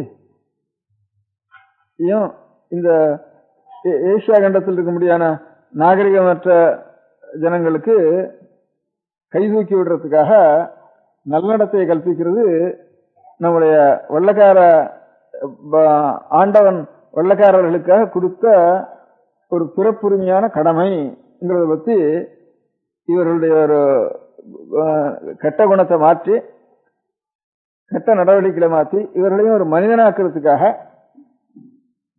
மனிதத்தன்மையே இல்லாமல் இருக்க முடியாத ஒரு ஜனங்களை மனிதனாக்குறதுக்காக செய்ய வேண்டிய ஒரு உரிமை, புறப்புரிமை வெள்ளக்காரர்களுக்கு இருக்குங்கிறத பத்தி ஒரு உபன்யாசம் பண்றதுக்காக சீமையிலிருந்து ஒரு பேர் வந்திருந்தாங்க அந்த காலத்துல. அப்போ இதையெல்லாம் இந்த இந்தியாவில் இருக்கிறவா கொஞ்சம் அந்த பாஷை தெரிஞ்சு, இங்கிலீஷ் பாஷை தெரிஞ்சவா எல்லாரும் கேட்டு அவ அவமானப்படணும்ங்கிற உத்தேசத்தோட ரங்கநாதலையும் வர வச்சிருந்தா. அப்போ வர வச்சப்போ நிறைய சர்ச்சுக்கு பக்கத்துல ஜன்னல் இருக்கும் சுத்தி. அந்த ஜன்னல்கள் எல்லாம் நிறைய இந்த உள்ள இடம் இல்லாதனால டிரைவர் இவர் ஆங்கிலோ இண்டியன்ஸ் அவ எல்லாரும், யூரேஷியன்ஸ் ஆங்கிலோ இண்டியன்ஸ் அவ எல்லாரும் நிறைய வந்திருந்தா. அங்கிருந்து அவளுக்கு இங்கிலீஷ் தானே சுகமா படிக்கிறது, அங்கிருந்து கணக்கெல்லாம் வந்திருந்தா எல்லாரும் வந்திருந்தா. இவ இங்க இருக்கிற வெள்ளக்காரா, அங்க இருந்து சீமையிலிருந்து வந்த வெள்ளக்காரா, சீமையில வெள்ளக்காரா கொஞ்சம் மரியாதையா சொல்லிட்டு இருந்தா. நம்முடைய கடமை இருக்கு, கிரைஸ்ட் நமக்கு இது கொடுத்துருக்கார், அதை கொண்டு வந்து இந்த ஜனங்களுக்கு எல்லாம் கொடுத்து இந்த கிரைஸ்டனுடைய ஒரு தத்துவத்தை, இவளுக்கு இருக்க முடியாத இருளையும் அஜ்ஞானத்தையும் இந்த மாதிரி குறைபாட்டையும் இவைகளையெல்லாம் நாம் நிவர்த்தி பண்ண வேண்டியது நம்முடைய கடமைன்னு சொல்லி அவன் கொஞ்சம் மரியாதையா உபன்யாசம் பண்ணான். இவன் என்ன பண்ணினா ரொம்ப நடத்தையே ரொம்ப பிசாக, மனுஷத்தன்மையே இல்லையே, மிருகத்தன்மை கூட கிடையாது இவளுக்கு அப்படின்னுட்டு அவ்வளவு மட்டமான ஜனங்கள் இந்த இந்தியாவில் இருக்கிற ஜனங்கள் அப்படின்ட்டு இங்க இருக்கிற வெள்ளக்காராலும் பாதிரிகளும், இங்க வந்திருக்கிற பாதிரிகள் அங்க இருக்கிற வெள்ளக்காரும் கொஞ்சம் கடுமையா இருப்பா வழக்கம். அதில் இவா ரொம்ப மோசமா சொல்றதுக்கு ஆரம்பிச்சா. நாகரிகம் கிடையாது இவளுக்கு, மனுஷத்தன்மை கிடையாது அப்படின்ட்டு எல்லாம் கட்ட நடத்த இவளுக்கு, நல்ல நடத்தைங்கிறதே கிடையாது, தெரியாது இவாளை. இதுல இருந்து ஏற்பட்ட ஒரு விஷயத்துல இருந்து நாம் தான் நம்முடைய பிறப்புரிமை வாழை கை தூக்கி விட வேண்டியது அப்படின்னுட்டு அவளுக்கு அதை பத்தி ரொம்ப ஜாஸ்தியா சொல்லிட்டு இருந்தா. சொல்லிட்டோன்னு ரங்கநாத ஹாஸ்டல்ல கொஞ்சம் பரியாசம் இருக்காங்க, நீங்களும் ஏதாவது சொல்லுங்க. வந்து கடைசியில இவெல்லாம் இந்தியன்களுக்குள்ள அவெல்லாம் ஒரு முதல் உத்தியோகம் அவர் கொடுத்திருக்க.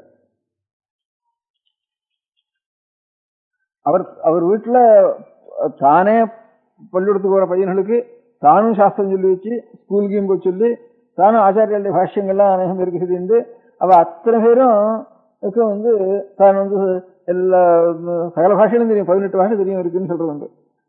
சகல பாஷை சம்ஸ்கிருதம் முதற்கொண்டு எல்லாரும் சம்ஸ்கிருதம், அத்தனை பேரும் சம்ஸ்கிருதம் என்ன தெரியணும், அவனுடைய பாஷையும் தெரியணும், அவனுடைய இது தெரியணும் அப்படின்னு தானே சொல்லி வச்சு, தானே அன்னம் போட்டு அப்படி வச்சுட்டு இருந்தா 30-40 பேருக்கு குடும்பத்தில் இருக்கிற குழந்தைகள் மாதிரி, தமிழ்நாட்டில் குழந்தைகள், புதுசாக குழந்தைகள் எல்லாருக்கும் அந்த சம்ஸ்கிருதம் தெரியணும், அவ பாஷை தெரியணும் அப்படின்ட்டு இவ்வளவு ஏற்பாடு பண்ணிட்டு இருந்தார் ரங்கநாத ஹாஸ்டல் காலத்துல. அப்போ அவ்வளவு கடுமை. அவர் நித்தியம் சூரிய நமஸ்காரம் பண்ணுவார், அனுஷ்டானங்களை பண்ணுவார், ஒண்ணு பாக்கி விட மாட்டார். எவனோத்தான் குஸ்தி வஸ்தாத்து பண்ணிட்டு இருந்தா இவனுக்கு என்ன பண்றதான்னு சேலஞ்சு பண்ணினா ஒரு 4-5 பேரோட அங்க இருந்து படிச்சுட்டு இருக்கிறப்ப அங்க இருந்து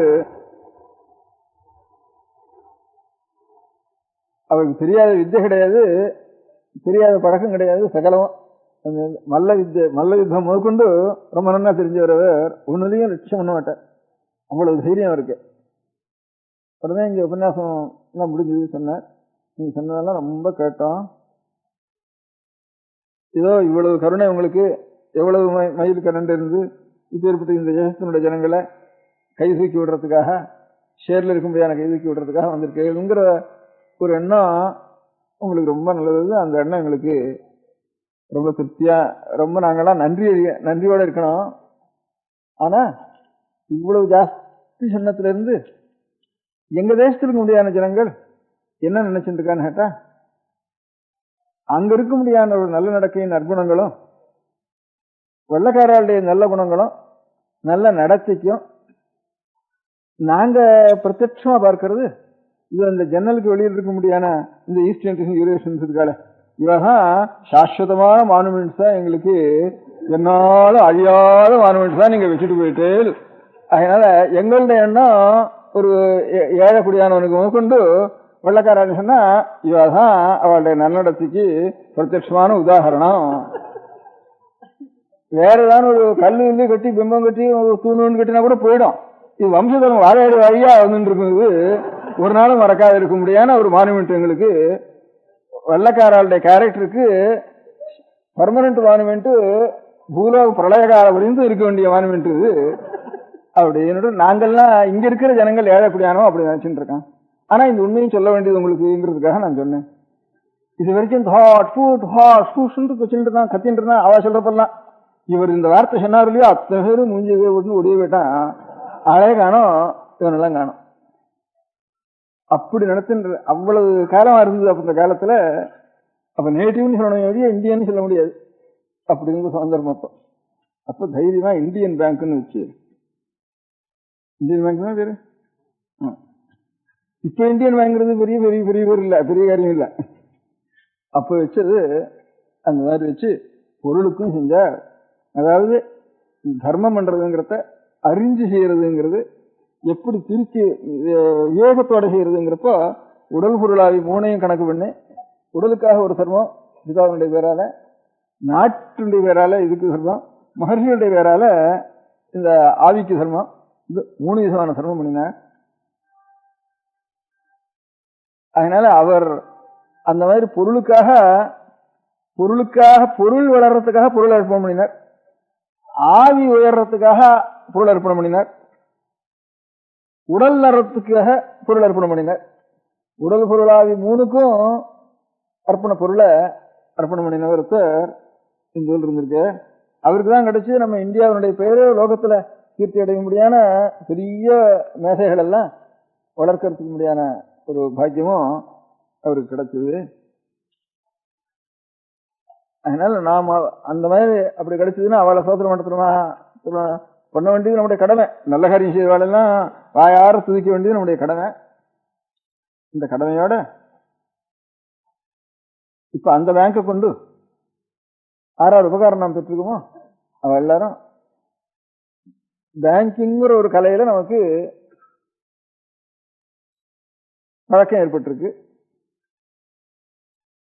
அந்த பழக்கத்தை கொண்டு பேங்கிங்ல யாராருக்கு நல்ல பழக்கம் ஏற்பட்டிருக்கோ அவ எல்லாரும் சேர்ந்து நாம் ஒரு பேங்க் வைக்கணும். அவளுடைய நினைவுக்காக நல்ல காரியமும் வாழையோட வழியா வளரணும். அந்த பேங்க் நம்முடைய நாட்டில் யாராரு கஷ்டப்படுறாளோ அவளுக்கு எல்லாருக்கும் வைக்கணும். இருக்கிறதுக்குள்ள கஷ்டம் எனக்கு தோன்றது, எனக்கு பார்க்குறப்போ ஒவ்வொரு குழந்தைகளும் இந்த சாரதா ஆக்ட் ஏற்படுறதுக்கு வந்து அநேகமாக நம்ம நாட்டில் கல்யாணம் ஆகாத குழந்தைங்கிறது நாம் பார்த்தது இல்லை. இவ சாரதா ஆக்ட் ஏற்பட்டதுக்கு அப்புறம் கல்யாணம் ஆன குழந்தைய பார்க்கறது கஷ்டமா இருக்கு. சாரதா ஆக்ட் மாத்திரம் காரணம்னு சொல்ல முடியாது. ஏதோ வறுமையா கஷ்டங்கள் எல்லாமே காரணமா இருந்திருக்கலாம். சாரதா ஆக்ட் வராமல் இருந்தாலும் இந்த நிலைமை வந்தாலும் வந்திருக்கலாம். ஆனாலும் சாரதா ஆக்டுக்கு முந்தி இது இல்லவே இல்லை, ஒரு கூட இல்லை. இவ்வளவு கஷ்டப்படுறது குழந்தைகள். அதுக்கு 2-3 காரணம். ஒருத்தர் ஒரு கல்யாணம் தான் பண்ணிக்கலாம்னு அவர் ஆக்ட் சமீபத்தில் கொடுத்துட்டார். இப்ப ஒருத்தர் இருந்து அவளே சந்ததி இல்லைன்னா மூத்த சம்சாரமே ரெண்டாவது சம்சாரத்தை கல்யாணம் பண்ணி வைக்கிறது திருஷ்டாந்தம் அநேக குடும்பங்கள் இருந்திருக்கு. அப்படியாவது பண்ணலாம் இருந்தால் சில குழந்தைகள் இன்னும் கொஞ்சம் கூட கல்யாணம் ஆகலாம். பாக்கி மகமதி விதத்தில் அவ 4 பேர் 5 பேர் கல்யாணம் பண்ணாலும் பண்ணிக்கலாம். அதுல இருந்து இன்னும் அவ சங்கியும் வளரலாம். இது குறைஞ்சு போகும், இருக்கிறதே குறைஞ்சுட்டு இருக்கு, இன்னும் குறைய முடியாத ஸ்திதி வந்துடும். இப்ப இவ மொத்தம் ஒரு கல்யாணம் தான் பண்ணுவான், எந்த காரணத்தை வச்சிருந்தாலும் 2 கல்யாணம் பண்ணக்கூடாது, அது ஒரு தீங்குன்னு அது ஒண்ணு வந்திருக்கு. இல்ல புருஷன் போனவாளும் கல்யாணம் பண்ணிக்கலாம்னு அது ஒரு சட்டம் வந்திருக்கு. அது ரொம்ப நாளாவே இருக்கு அந்த சட்டம். புருஷன் போனவாள் எல்லாரும் கல்யாணம் பண்ணிக்காம இருக்கிறப்பவே இன்னும் சட்டம் அவ்வளவு ஜாஸ்தி அவங்களுக்கு வரல. அப்பவே இப்ப இந்த குழந்தைகளுக்கு கல்யாணம் ஆகாம இருக்கு. ஒரு சமயம் சில பெரிய மனுஷா காலேஜில் இருக்கிறவள் எல்லாரும் புருஷன் போனவாளை தான் கல்யாணம் பண்ணிக்கணும்னு தீர்மானம் பண்றதுன்னுட்டு உபதேசம் பண்ணினா சில சமயங்கள்ல பெரிய மனுஷா எல்லாரும் உபதேசம் பண்ணிருக்கா. அப்படி பையனெல்லாம் கேட்கறதுக்கு ஆரம்பிச்சுட்டாங்கன்னா அப்ப லோகத்துல புதுசாரவா கல்யாணம் பண்றதுக்கு வழி இல்லை. அப்போ ஏற்பட்ட கஷ்டம் 4-5 தினத்துல குழந்தைகளுக்கு சாரதா சட்டம் ஒரு பக்கம், இந்த சட்டம் ஒரு பக்கம், அந்த சட்டம் ஒரு பக்கம், எல்லா சட்டமும் சேர்ந்து சாரதா சட்டம் என்ன பண்ணிட்டு குழந்தைக்கு இத்தனை வயசுக்குள்ள கல்யாணம் பண்ணப்படாதுன்னு வச்சுது. நம்ம சாஸ்திரம் என்ன பண்ணிட்டு இத்தனை வருஷத்துக்குள்ள கல்யாணம் பண்ணி ஆகணும்னு வச்சுது. கல்யாணத்துக்கு மேல் லிமிட் சொல்லி இதுக்கு மேல கல்யாணம் ஆகாம இருக்கக்கூடாதுன்னு வச்சுது. சாரதா சட்டம் இதுக்கு கீழே கல்யாணம் ஆகப்படாதுன்னு வச்சுது. அதனால மேல் லிமிட் வைக்கல, அது கல்யாணம் ஆகாத எப்போன்னா இத்தனை வருஷம் ஒன்னா இருக்கலாம். அப்படி சாஸ்திரமும் இந்த லிமிட் வச்சுது, அது அந்த லிமிட் வச்சுது. அதனால குழந்தைகள் படுற கஷ்டம் அவ தலையில இருக்குப்பா. அதுல பணத்தினுடைய தரித்திரம் கஷ்டங்கள், அதுக்கு இருந்து பொண்கள் ஜாஸ்தியா போயிட்டதுனால பிள்ளைகள் குறைச்சால இருக்கிறதுனால அவ கிராக்கி பண்றது. ஒரு சாமான் மலிவா இருந்ததானா ஜாஸ்தி இருந்ததுன்னா அதுல இருந்து இன்னொரு சாமான் கிராக்கியா இருந்தானா அதுக்கு பணம் தானே கிராக்கிங்கிறதுக்கே அர்த்தம், அதிக பணம் கொடுக்கணும் தானே அர்த்தம். அந்த மாதிரி ஒரு கஷ்டங்கள் இதுகளுக்காவது முதல் சமாச்சாரம். பிள்ளைகளுக்கு என்னவோ படிக்கிறதுக்கு அது பண்றோம், இதை பண்றோம், ஸ்காலர்ஷிப் கொடுக்குறோம், அசலுக்கு என்னென்னவோ பண்றோம். இதுல இருந்து பெண்களுக்கு இதை காட்டிலும் படிப்பை காட்டிலும் கல்யாணம் முக்கியம். அவளுக்கு படிப்பு வந்துட்டு தானே கல்யாணம் கூட போயிட்டு இருக்குது. அப்புறம் அவ வாழ்க்கையே விட போறது. அதுல நல்ல வாழ்க்கையா இருக்கிறது 100 பேர்ல 1-2 பேர் தான் இருக்க முடியும். இந்த மாதிரி கல்யாணம் பண்ணிக்காம உத்தியோகமே பண்றதுன்னா பாதிவிரத்தியத்தோட தன்னுடைய மானத்தை ரசிச்சுட்டு இருக்கிறதுங்கிறது ரொம்ப கஷ்டமான காரியம் அங்க குடும்பம் இல்லாம இருக்கிற காலத்துல. அப்படிலாம் சேர்ந்துடும். அதனால அப்பேற்பட்ட ஒரு காரியத்துக்கு முதல்ல இந்த மாதிரி ஒரு குழந்தைகளுக்கு ஒரு அதையும் தவிர இப்ப நாமும் என்ன பண்றோம், பழைய நாள்ல சில வல்லார குடும்பங்கள் உண்டு, சில நாயுடு குடும்பங்கள் உண்டு. அந்த மாதிரி இருக்க முடியாத அநேக குடும்பங்கள்ல அவ கொஞ்சம் ருத்து ஆனத்துக்கு வரும் கல்யாணம் பண்ணலாம்னு இருந்தது. அந்த காலத்துல அவ குடும்பங்கள்ல முந்தியும் பண்ணிடுவா, ருத்து ஆனத்துக்கு வரும் பண்ணலாம்னு இருந்தது. ருத்து ஆனத்துக்கு வரும் பண்ணலாம்ங்கிறது குடும்பங்கள்ல என்ன வழக்கம்னு கேட்டா ருத்து ஆனத்துக்கு வரும் கல்யாணம் ஆன வரைக்கும் வீட்டுக்குள்ளேயே வச்சுக்கிறது. அதனால ருத்துவானத்துக்கு அப்புறம் கல்யாணம் பண்ணப்படாதுன்னு இருந்த குடும்பங்கள் எல்லாம் இப்ப என்ன இருக்கு, கல்யாணம் ஆற வரைக்கும் குழந்தைன்னு தான் வச்சுட்டு இருக்கோம் நம்ம. அப்ப என்ன இருக்கு, எங்க வேணாலும் போகலாம் வரலாம்னுட்டு. அதனால இப்ப இதையாவது கொஞ்சம் இப்ப எப்போ ருத்துவானதுக்கு அப்புறம் கல்யாணம் பண்றதுன்னு நிர்பந்தம் வந்துட்டுதோ, சட்டத்தினாலேயோ வறுமையினாலேயோ நிர்பந்தம் வந்துட்டுதோ, அப்போ நம்ம மதத்துல ருத்துவானதுக்கு அப்புறம் கல்யாணம் பண்ணலாம்னு இருந்த ஜாதிகள்ல எந்த நியமம் இருக்கோ அந்த நியமத்தையாவது நான் வச்சுக்கணும். அந்த மாதிரி ருத்துவானத்துக்கு அப்புறம் இது அது வரைக்கும் படிக்கட்டும். அதுக்கப்புறம் வீட்லயே நமக்கு எந்த மாதிரி ஒரு நல்ல ஆத்மார்த்தமான படிப்புகளை எந்த பாஷைகளை படித்தாலும் சரி அந்த பாஷைகளை நல்லா எழுதி அதுக்கு தனித்தையா பதவரை பொழிப்புரை எல்லாத்தையும் தெரிஞ்சு வீட்லயே அந்த குழந்தை தானே செல்ஃப் இன்ஸ்ட்ரக்டர்கள் ஒவ்வொன்றுக்கும் ஒவ்வொரு சப்ஜெக்டையும் வச்சுக்கலாம். இப்போ சயின்ஸ் முஸ்க்கும் செல்ஃப் இன்ஸ்ட்ரக்டர் வச்சுட்டா இப்போ அந்த மாதிரி பக்தியும் ஞானமும் தர்மங்களும் இதெல்லாம் தெரியறதுக்கு கொஞ்சம் செல்ஃப் இன்ஸ்ட்ரக்டர் கொடுத்து அது வரைக்கும் கல்யாணம் ஆகிற வரைக்கும் அதோட இருக்கட்டும் சொன்னா அதுல இருந்து ரொம்ப தோஷங்கள் ஏற்படாம இருக்கும். அது ஒரு காரியம், முக்கியமான காரியம். அப்படி இருந்த குடும்பங்கள் ஜாக்கிரதையா வச்சுட்டு இருக்காள குழந்தைகளை. இப்ப வல்லாறு குடும்பம் மாதிரியும் நாயுடு குடும்பம் மாதிரியும் அந்த குடும்பங்களையும் சரி எந்த குடும்பங்கள்லையும் அந்த மாதிரி ருத்துவானத்துக்கு அப்புறம் அது வரைக்கும் கொஞ்சம் மரியாதையா வீட்டில் இருந்து கொஞ்சம் ஆத்மார்த்தமான படிப்பை குணத்தை வளர்க்கிற வேண்டிய படிப்பை பண்ணிட்டு இருக்காளோ அப்பேற்பட்டவளுக்கு கொஞ்சம் ஆதரவாவது கொடுக்கறதுன்னுட்டு அந்த மாதிரி ஒரு அந்த மாதிரி ஒரு பேங்க்கினுடைய பழக்கம் இருக்கிறவாள்லாம் ஒரு பேங்க்கை வச்சு இந்த மாதிரி கொஞ்சம் மானத்தை சம்ரட்சிச்சுக்கணும் அப்படிங்கிற இருக்கிறவாளுக்கு கொஞ்சம் கஷ்டம் இருந்தாலும் அந்த கஷ்டத்துக்கு கல்யாணத்துக்கு அவள் ஏதாவது போட்டால் அது பாதியாவது கொடுக்கறதுக்கு அப்படின்னாவது வேற அந்த பேங்க்கில் ஒருத்தர் ஷேர் எடுக்காம தர்மத்துக்கே போட்டு பேங்க் பிசினஸ் சொன்னா தெரிஞ்சவ எல்லாரும் இந்த மாதிரி ஒரு சிரமங்களை அவள் ஒரு காரியத்தில் அந்த காரியத்தில் அவளுக்கு இந்த ப்ராப்ளம்லாம் அவளுக்கு கிடையாது, இந்த கஷ்டங்கள்லாம் கிடையாது அவளுக்கு. அவள் அந்த காலத்தில் வறுமை மாத்திரம் இருந்தது, அதுக்காக பண்ணினான். இப்போ நமக்கு அநேக தினசங்களில் சிரமங்கள் உண்டாயிடுது. இருக்கிறதுக்குள்ள இது முக்கியமான சிரமம். குழந்தைகள் ரொம்ப சிரமப்படுறது. அந்த மாதிரி இருக்க முடியாதுன்னா பேங்க்குகளில் அவள் இந்தியன் பேங்க்னு தைரியமாக அந்த காலத்தில் ஆரம்பித்து உபகாரம் பண்ணினால அப்போ வெள்ளக்கார ஆள் இந்த மாதிரி பண்ணத்தோடு கூட அந்த வெள்ளக்காரால் ஏற்பட்ட சிரமத்துக்காகத்தான் இந்தியன் பேங்க் ஆரம்பிச்சார். அர்பத்நட் பேங்க் எல்லாத்தையும் சாப்பிட்டு போயிட்டான். இந்த ஏதோ உத்தியோகம் பண்ணி சம்பளம் வாங்கி அதுல இருந்து பாக்கி வச்சு எல்லாம் அர்பத்நட்ல போட்டிருந்தா ஒரே நம்பிக்கையா. அவ்வளவு போனத்துல இருந்து சரி இனிமே வெள்ளக்காரல நான் நம்பி போடுறதுக்கு லாய்க்கு இல்லை, நிச்சயமா அவன் தப்பு பண்ணினான்னு கோர்ட்லயும் தீர்மானம் ஆயிட்டுது, அவன் அந்த மாதிரி பண்ணினான்னு. அதனால இனிமே இல்லைன்னு அப்ப தைரியமா பொருளுக்கும் நாம் நம்முடைய பொருளை செலவழிச்சுதான் ஆகணுங்கிற ஒரு தைரியம் வி கிருஷ்ணாவில் அந்த காலத்துல பண்ணான். அந்த மாதிரி அர்பத்நட் பேங்க் போன உடனே இந்தியன் பேங்க் வச்சது. அதுக்கு பேர் இந்தியன் பேங்க் அதுக்காக வச்சு இந்தியன் செய்யணும்னு அந்த நன்னாவு நடத்திட்டு இருந்துட்டு இருக்கு. அது பொருளுக்கு அவர் பொருள் அர்ப்பணம் பண்றது, பொருளுக்கு பொருள் அர்ப்பணம் பண்ணினாருங்கிற ஒரு உதாரணத்துக்கு கிடைச்சது. அதனால அதுல நாம் அந்த செய்ததுனால நாம் செய்ய வேண்டிய கடமை எல்லாரையும் புகழ நன்றி இருக்க வேண்டியது, அவளை பத்தி வாயார சுதிக்க வேண்டியதுங்கிற ஒன்று நியாயம். நாம் செய்ய வேண்டியது இந்த பேங்க் பிசினஸ் இப்போ 1000 பேருக்கு ரொம்ப நல்லா தெரிஞ்ச எல்லாரும் இந்த ஒரு தர்மங்களை செஞ்சு குழந்தைகளுக்கு உபகாரமாக ஒரு காரியங்களை. அதனால எந்த ஜாத்தியில் இருந்தாலும் இந்த ஏழைகளா இருந்து கஷ்டப்பட்டு இருந்து கொஞ்சம் மானத்துக்கு அஞ்சு இருக்கிற குழந்தைகளுக்கெல்லாம் நாம் ஒரு உபகாரமாவது அவ கல்யாணத்துக்கு ஒரு பாதியாவது நம்ம கொடுப்போம், கால்வாசியாவது கொடுப்போம் அப்படிங்கிறது எல்லாருக்கும் ஒரு தைரியம் ஒன்று இருக்குதுன்னா அவளுக்காவது அதை நல்லா தெரிஞ்சுட்டு அவள் அந்த மானத்துக்கு அஞ்சு ரட்சிச்சுட்டு இருக்கா குழந்தைகளை அப்படிங்கிறது தெரிஞ்சுதானே அவள் எந்த ஜாதியா இருந்தாலும் அவளுக்கு நாம் செய்யறதுங்கிற ஒரு முறையில ஒரு பேங்க் பிசினஸ் தெரிஞ்சவெல்லாம் ஒரு காரியம் செய்யலாம்னு அதுவும் ஒரு அபிப்பிராயம் சொல்லணும். வெறும் உபன்யாசம் பண்ணா ஞாபகமாவது கொடுத்தணும் இல்லையோ, அந்த மாதிரி ஒரு தைரியமா இருக்கிறவா பாக்கி பேரெல்லாம் பணத்தினால உபகாரம் பண்ணலாம், அந்த பிசினஸ் தெரிஞ்சவா ஆத்மார்த்தமா செய்யலாம். ஏன்னா எந்த தொழில் யாருக்கு தெரியுமோ அவள் எல்லாரும் இதான் ஒரு காரியத்தினால அந்த தொழிலை நல்லா உபயோகப்படுத்தணும்.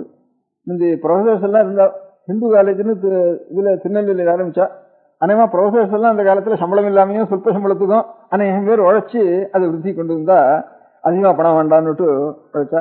அதே மாதிரி கிறிஸ்துவாலையும் அவாமத்து பண்றதுக்கு இப்போ ஜெசூட் மிஷன் இருக்கு. அவ எல்லாரும் நிறைய சம்பளம் போட்டுக்கிறா, 1000 ரூபாய் 500 ரூபான்னுட்டு 70 80 எடுத்துட்டு கிராண்டுக்காக நிறைய சம்பளம் போட்டுக்கிறா. இழுத்துக்கிறது குறைச்சதான் எடுத்துக்கிறா, அதுல தியாகம் தான். ஆனாலும் பணம் நிறைய வேணும் போட்டு அதுல கொஞ்சம் போய் ரெண்டும் கலந்து செஞ்சுக்கிறா. ஹிந்து காலத்துல அப்படி இல்லை, ஆத்மார்த்தமாவே சுந்தரராமையர் இருந்தார் அந்த காலத்துல. அவ பிரின்சிபலா இருந்துட்டு அதுல இருந்து ரொம்ப பேர் இதுல 10 பேர் நமக்கு ஏதோ ஆகாரத்துக்கு மாத்திரம் எடுத்துக்குவோம், பாக்கி எல்லாம் ஆத்மார்த்தமா செய்வோம் அப்படின்னு ஆனதியா செய்ய வேண்டியா. ஒவ்வொரு காரியத்திலையும் ரிட்டையர் ஆனவா ஆனதியா நிறைய காரியங்கள் செய்யலாம் தேசத்துல. அவ்வளவும் சேர்த்துண்டா சக்தி உள்ளவா அநேகம் பேர் இருக்கா. இப்போ அநேக பிளானிங் இருக்கிறதுனால ரிட்டையர் ஆன எல்லாரையும் ரிட்டையர் ஆன ஸ்திதியிலும் இல்லை, திரும்பி கூப்பிட்டுருவோம் எல்லாரையும். ஒரு 10-15 வருஷத்துக்கு அப்படி இல்லை, ரிட்டையர் ஆனவா ஆத்துல உட்காந்து இருந்தது. அதனால இப்ப எல்லாரையும் கூப்பிட்டுறா. கூப்பிட்டா அதுவும் நல்லதுதான், இருக்கட்டும் போட்டு சக்தி உள்ளவா எல்லாரும். அதனால ரிட்டையர் ஆனவளுக்கு வேலை செய்யற சக்தி இருக்குங்கிறதுக்கு உதாரணம் சொன்னேன்னா அதுனால அவ கூப்பிடுறதுனால. அதனால அந்த மாதிரி இருக்கிறவ எல்லாரும் கொஞ்சம் அதுக்கும் போகாம ஆத்துல இருந்துருவோம் அப்படின்னு வேண்டான்னு இருக்கிறவனும் சரி, கூப்பிட வர இருந்தாலும் சரி, அந்த மாதிரி இருக்கிற சகல ஜனங்களும் இல்ல பேங்க்ல இன்னொரு வேலையில் இருந்திருந்தாலும் சரி, இன்னொரு காரியமும் எந்தெந்த பழக்கம் உண்டோ ப்ரொஃபசர்ஸ் எல்லாம் ஹிந்து காலேஜ் ஆரம்பிச்ச மாதிரி இப்ப இந்த பேங்கிங் பிசினஸ் தெரிஞ்சவா பாக்கி ரொம்ப பண சௌகரியம் உள்ளவா எல்லாரும் அதுல போட்டு அதிக லாபம் நோக்க வேண்டாம், லாபத்தை பொதுஜனங்களுக்கு நாம் செய்வோம் அப்படின்னு பொது லாபமா சில காரியங்களை ஒரு பேங்காவது செய்யலாம்னு இந்த ஞாபகம் வரப்போ சொல்லணும்னு தோணித்து எனக்கு. அதனால இந்த 3 காரியத்துல அநேக சென்னையில் தர்மமிகு சென்னையில்னு சொன்னதுல நான் இவ்வளவு பேரும் சேர்ந்தாலும் ஒரு ஊர்ல இவ்வளவு பேரும் சேர்க்க முடியாதுன்னு தோணுது எனக்கு அதுல இருந்து. அதனால இவ்வளவு பேரும் இனத்தோட செஞ்சது ஸ்ரீகிருஷ்ணனோட செஞ்சிருக்காருன்னுட்டு বহু சூட்சம். ஏழையா இருந்தாலும் சூட்சமா பண்ணினது சில பேர். ஏதோ அவளுக்கு எது தர்மம்னு தோன்றதோ அத்தனை தர்மத்துக்கும் நிறைய பண்ணினவா அநேக குடும்பங்கள். ஏதோ ஒரு குறிப்பிட்ட ஒரு தர்மத்துக்கு மாத்திரம் செஞ்சவா சில பேர். இவர் நிறைய சம்பாதிச்சதை கொண்டு குழந்தைகளுக்கும் ஒன்றும் குறவில்லாம அதுக்கும் கொடுத்துட்டு குடும்பத்தை சில பேர் ஏமாத்திட்டு கோவிச்சுட்டு தர்மம் ஒண்ணுதான் அநேகம் பேர். அப்படியும் இல்லாமல் குழந்தைகளுக்கும் ரட்சிச்சுண்டு அந்த குடும்பம் அப்படி இருக்கணும்னு அதுவும் வச்சுண்டு அப்ப தர்மம் பண்ணின குடும்பம் தான் அது க்ஷேமமா இருக்கு. பாக்கி தர்மம் பண்ணாம இன்னும் நிறைய சம்பாதிச்சுவா பெரிய மனுஷால நிறைய இருக்கு. இப்ப அவளுடைய குடும்பங்கள்லாம் அதே மாதிரி இருக்கும்னா காணோம், மெட்ராஸ்ல காணோம். அது இருந்து இதாவா இருந்தா அப்புறம் அது இவா வாங்கிட்டா அது மனையெல்லாம் பிரிச்சு இடம் ஒண்ணா பிளாட்டா பண்ணியாச்சு அப்படிங்கிற மாதிரி ஆயிட்டு பாக்கி இருக்க முடியாத தர்மங்கள்லாம் இதுல இருந்து பாக்கி பண்ண எல்லாரும். வாஸ்தவத்துல நிறைய குடும்பத்துக்காரும் தர்மத்துக்காரர் கொடுத்தாலும் அவ குடும்பம் தான் லோகத்துல க்ஷேமமா இருக்குங்கிறதுக்கு ஒரு உதாரணமா இருக்கு. அதனால இது நமக்கு இதான் இப்ப முக்கியமா இருந்தது. பேங்க்குங்கிறது அநேகம் பேருக்கு உபகாரமா இருக்கிற காரியமா இருக்கு, இப்ப இன்னும் நடந்துட்டு இருக்குது. அதனால இந்த பேங்க்கு என்ன வந்ததுனால ஆறாருக்கு நல்லா பேங்க் பிசினஸ் பண்றதோ அவ எல்லாரும் ஆத்மார்த்தமா ஒரு காரியம் செஞ்சு லோகத்துக்கு அதுல இருக்கிறதுக்குள்ள நல்ல காரியம். இப்ப குழந்தைகளுக்கு செய்ய வேண்டிய காரியம் பொன் குழந்தைகளுக்கு அவசியமா செய்ய வேண்டிய காரியத்தை செய்யணும்னு தோணித்து அதை ஒரு நாளைக்கு சொல்லணுங்கிற ஞாபகம் இருக்கு. அதனால உடல் பொருளாவி மூணையும் நாம் அர்ப்பணம் பண்ணணுங்கிறது பொது நியாயம். உடல் பொருளாவியினுடைய வளர்ச்சிக்கும் நாம் அர்ப்பணம் பண்ணணும்னுட்டு உடல் பொருளாவிக்கு உடல் பொருளாவி மூணையும் அர்ப்பணம் பண்ணின அப்படிங்கிற ஒரு உதாரணம் ஒரு மனுஷனை பார்த்தோம் இந்த ஊர்ல. அதனால இந்த ஊர்ல இருக்கிற எல்லாரும் இந்த உதாரணங்கள்னால ஏதாவது நமக்கு தெரிஞ்ச ஒரு எல்லாருக்கும் கொஞ்சம் ஏதோ ஒரு புத்தி, ஏதாவது ஒரு தொழில், ஒரு பழக்கம், ஒரு சப்ஜெக்ட்லயாவது ஒரு ஞானம் இருக்கிறதாதான் அநேகமா 3/4 பேர் இருப்பா பட்டணத்துல. பாக்கி கிராமாந்தரங்கள்னா அநேகமா சூதாடுறதுல போட்டுக்கிறது இதான் அதிகமா தெரியும் அங்க இருக்கிறவளுக்கு. அங்க அதே பழக்கமா போயிட்டு படிச்சிருந்தா கூட மறந்து விடுவாங்க. இங்க மறக்கிறதுக்கு முடியாது, ஏதாவது ஒரு தொழில் பண்ணி ஆகணும். இங்க இல்லாம வேலை இல்லை. இங்க இந்த ஊர்ல காலமே 9 மணிக்கு சாப்பிடறதுக்கு ஆரம்பிச்சுட்டா ராத்திரி 10 மணி வரைக்கும் ஏதாவது ஒரு அந்த படிச்சது மறந்து போகாம ஒரு நினைவு இருக்கு. ஒன்னும் படிக்காதவாங்க, படிச்சா இருந்தாலும் மறந்து போயிட்டு அந்த மாதிரி வீணா காலத்தை செலவழிக்கிறதான் பாக்கி சில்லற ஊர்கள்லாம் இருப்பா. இந்த ஊர்ல அநேகமா ஒவ்வொருத்தருக்கும் ஒவ்வொரு பழக்கம் நல்லா ஞானம் இருக்கு. அந்த ஞானத்தை முழுக்க உபயோகப்படுத்தி ஒரு உதாரணமா சொன்னேன் பேங்க்னுட்டு. அந்த மாதிரி ஒவ்வொருத்தரும் நமக்கு எந்த ஞானம் இருக்கோ அந்த ஞானத்தை 10 பேர் சேர்ந்துட்டு எப்படி இன்னும் அது இல்லாதவளுக்கு எப்படி உபகாரம் பண்ண முடியும், என்னென்ன உபகாரம் பண்ண முடியும்னு அவளவா யோசிச்சு, நான் ஒரு உதாரணமா சொன்னேன் செய்யற பேங்க்னு அவளவா யோசிச்சு அப்படி இப்படியே 10 பேர் கலந்து ஜனங்களுக்கு என்னென்ன மாதிரி உபகாரம், என்னென்ன கஷ்டங்கள் இருக்கு, அதை எப்படி நம்ம உபகாரம் பண்ண முடியும் அப்படிங்கறத ஆலோசிச்சு அப்படியே செய்யணுங்கிற ஒரு ஞாபகம் எனக்கு. அப்பதான் தர்மமிகு சென்னையில் கண்டகோத்தத்துல அப்படி சொன்னாரு எல்லாமே இருக்காங்க. அது நமக்கு ஈஸ்வர அனுகிரகம் கிடைச்சு நாம் பிறந்தது வீணாகாமல் ஒரு உபகாரமாயும் இருக்குங்கிற ஒரு அபிப்பிராயம் இருக்கு. நேற்றுக்கு வந்தாலும் வேதாந்தத்தை தான் சொல்லிட்டேன். இப்ப என்ன பொருளான உபநியாசமா சொல்லணும்னு ஒரு ஆசை தோணித்து எனக்கு. அர்த்தத்தை இந்த மாதிரி நமக்கெல்லாம் தர்மம் இன்னும் வளர வளர ஓங்கி பட்டணத்தில் நடந்ததில் லோகம் முழுக்க இந்த உதாரணமாக லோகம் முழுக்க க்ஷேமமா இருக்க வேண்டியது. நம பார்வதி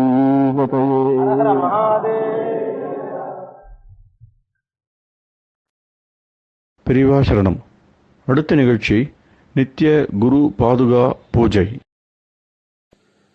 சுக்லாம் பரதரம் விஷ்ணும் சசிவர்ணம் சதுர்புஜம் பிரசன்னவதனம் தியாயேத் சர்வவிக்னோபசாந்தயே. மமோபாத்த சமஸ்த துரிதக்ஷயத்வார ஸ்ரீ பரமேஸ்வர பிரீத்யர்த்தம் குரு பிரசாத சித்தியர்த்தம் குரு பிரீத்யர்த்தம் குரு பாத பூஜாம் அத்ய கரிஷ்யே. குரு பிரம்மா குருர் விஷ்ணுர் குருர் தேவோ மகேஸ்வரः குரு சாட்சாத் பரபிரம்ம தஸ்மை ஸ்ரீ குரவே நமः. அபார கருணா சிந்தும் ஞானதம் சாந்தரூபிணம் ஸ்ரீ சந்திரசேகர குரும் பிரணமாமி முதான்வஹம். சதாசிவசமாரம்பாம் சங்கராச்சார்ய மத்யமாம் அஸ்மதாச்சாரிய பர்யந்தாம் வந்தே குரு பரம்பராம். எல்லோரும் குருவை பெரிவாளை தியானம் பண்ணிண்டு அர்ச்சனை பண்ணுவோம். அஷ்டோத்திரம் பெரியவா அஷ்டோத்திரம் பல அஷ்டோத்திரங்கள் இருக்கு. அதுல எளிமையா சுலபமா எது இருக்கோ அதை நான் இப்ப சொல்றேன். எல்லோரும் இதை கேட்டுண்டே திருப்பி சொல்ல முடிஞ்சுபா சொல்லி சொல்லி பெரியவாளுக்கு பாதத்துல ஒவ்வொரு புஷ்பத்தை அர்ச்சனை பண்ணலாம். ஓம் ஸ்ரீ காஞ்சி காமகோட்டி பீடாதீஸ்வராய நமஹ. ஸ்ரீமத் சந்திரசேகரேந்திர சரஸ்வதி குருப்யோ நமஹ. சந்நியாசாஸ்ரமசிகராய நமஹ. காஷாய தண்டதாரிணே நமஹ. சர்வபீடாபஹாரிணே நமஹ. स्वामिनाथ गुरवे नमः. करुणासागराय नमः. जगदाकर्षण शक्तिमते नमः. सर्वचराचर हृदयस्थाय नमः. ओम भक्त परिपालक श्रेष्ठाय नमः. धर्म परिपालकाय नमः. श्री जयेन्द्र सरस्वत्याचार्याय नमः. श्री विजयेन्द्र सरस्वती पूजिताय नमः. शिवशक्ति स्वरूपाय नमः. भक्ताभीष्ट प्रदायकाय नमः. ब्रह्मण्य पोषकाय नमः. ब्रह्म विष्णु शिवैक स्वरूपाय नमः. कांची क्षेत्रवासाय नमः. कैलाश शिखरवासाय नमः. स्वधर्म परिपोषकाय नमः. चातुर्वर्ण संरक्षकाय नमः. लोकरक्षण संकल्पाय नमः. ओम ब्रह्मनिष्ठापराय नमः. सर्वपापहराय नमः. धर्मरक्षक संतुष्टाय नमः. भक्तार्पितधन स्वीकर्त्रे नमः. सर्वोपनिषत् सारज्ञाय नमः. सर्वशास्त्रगम्याय नमः. सर्वलोक पितामहाय नमः. भक्ताभीष्ट प्रदायकाय नमः. ब्रह्मण्य पोषकाय नमः. नानाविध पुष्पार्चितपताय नमः. रुद्राक्ष क्रीडधारिणे नमः. भस्मोद्धूलित विग्रहाय नमः. सर्वज्ञाय नमः. सर्वचराचर व्यापकाय नमः. अनेक शिष्य परिपालकाय नमः. मनश्चाञ्चल्य निवर्तकाय नमः. अभयहस्ताय नमः. भयापहाय नमः. यज्ञपुरुषाय नमः. यज्ञानुष्ठान रुचिप्रदाय नमः. यज्ञसम्पन्नाय नमः. यज्ञसहायकाय नमः. यज्ञफलदाय नमः. यज्ञप्रियाय नमः. उपमानरहिताय नमः. स्फटिक तुलसी रुद्राक्ष हारधारिणे नमः. चातुर्वर्ण समदृष्टये नमः. ऋग्यजुस्साम अथर्वणादि चतुर्वेद संरक्षकाय नमः. दक्षिणामूर्ति स्वरूपाय नमः. जाग्रत स्वप्न सुषुप्ति अवस्थातीताय नमः. कोटि सूर्यतुल्य तेजोमय शरीराय नमः. साधु संग संरक्षकाय नमः. अश्वगज गोपूजा निर्वर्तकाय नमः. गुरुपादुक पूजातुरन्तराय नमः. कनकाभिषिक्ताय नमः. स्वर्ण बिल्वदल पूजिताय नमः. सर्वजीव मोक्षदाय नमः. मूकवाक्तान निपुणाय नमः. नेत्र दीक्षादानाय नमः. द्वादशलिंग स्थापकाय नमः.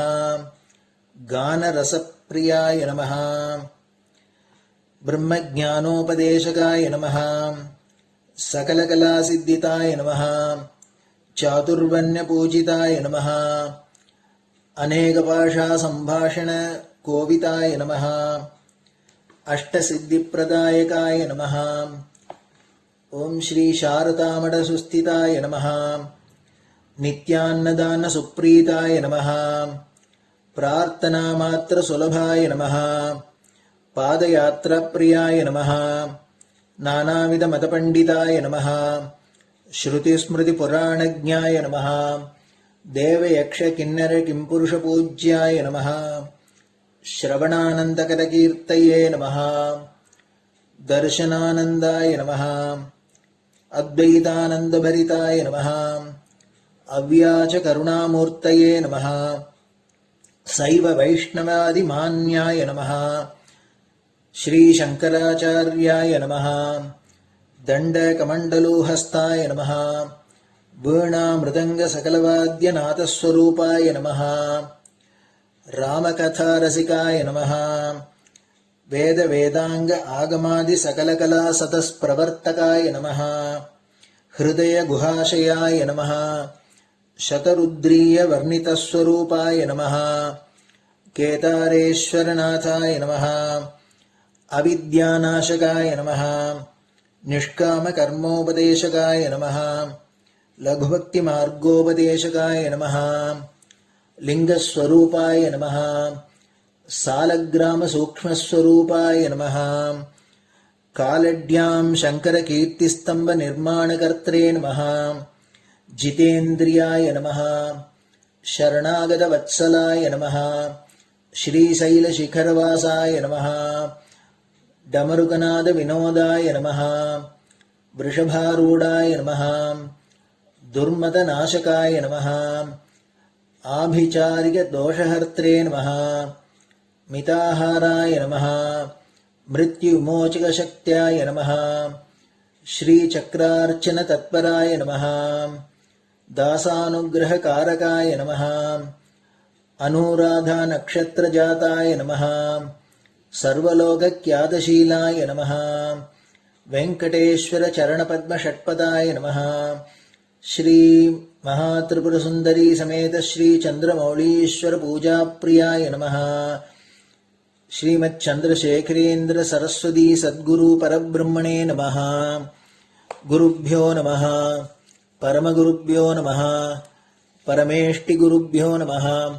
परात्परगुरुभ्यो नमः। गुरुपरम्पराभ्यां नमः। गुरुपादुकाभ्यां नमो नमः. அடுத்தது ஊதுபத்தி இருந்தா அதை காமிச்சு தூபம், நெய் தீபம் இருந்தா காமிச்சு அதை நெய் தீபம் தீபம் காமிச்சுட்டு நெய்வேத்தியம் வெத்தலைப்பாக்கு பழம் இதுலேருந்து ஆரம்பிச்சு அவளுக்கு எது சௌரியமோ அதுபடி நைவேத்தியம் பண்ணலாம். அதுக்கு அடுத்தது கற்பூர ஹாரத்தி பண்ணி எல்லோரும் பிரதட்சிண நமஸ்காரம் பண்ணி பெரியவாள்கிட்ட பிரார்த்தனை பண்ணிண்டு எல்லோரும் க்ஷேமமா இருக்கணும், லோகம் பரம மங்களமா சௌக்கியமா இருக்கணும், எல்லோரும் வியாதி வெக்க இல்லாத ஆயுராரோக்கிய ஐஸ்வர்யத்தோட சாந்தம் அமைதியோட ஞான வைராக்கியத்தோட எல்லோரும் நல்லவர்களாயிருந்து நன்மையை அடையணும்னு பிரார்த்தனை பண்ணி இந்த பூஜையை தினம் செய்யலாம். குரு பிரம்மா குருர் விஷ்ணுர் குருர் தேவோ மகேஸ்வரः குரு சாட்சாத் பரபிரம்ம தஸ்மை ஸ்ரீ குரவே நமः.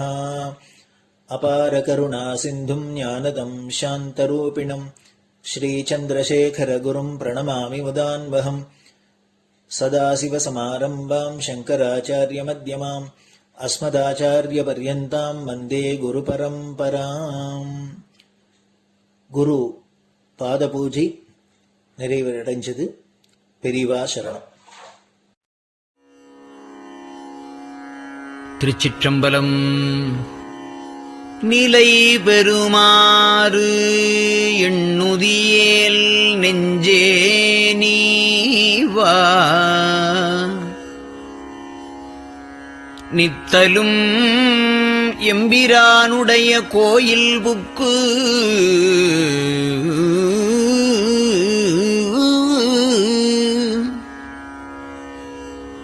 புலர்வதன் முன் அலகிட்டு மெழுக்குமிட்டு பூமாலை புனைந்து ஏத்தி புகழ்ந்து பாடி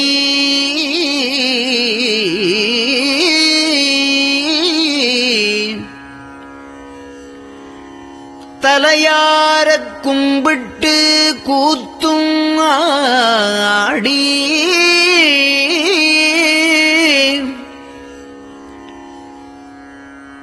சங்கரா ஜய போற்றி போற்றி என்றும்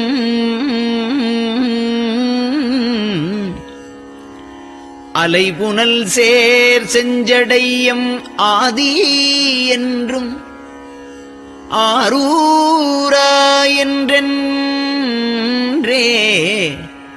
அலரானில்லே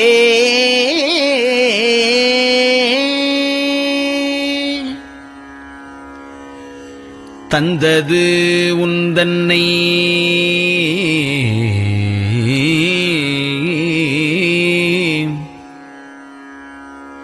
கொண்டது எந்தன்னை சங்கரா ஆர்கோலோ சதுரர் அந்தம் ஒன்றில்லா ஆனந்தம் பெற்றேன் யாது நீ பெற்றது ஒன்று என்பால் சிந்தையே கோயில் கொண்ட எம்பெருமான் திருப்பெரும் துறையுரை சிவனே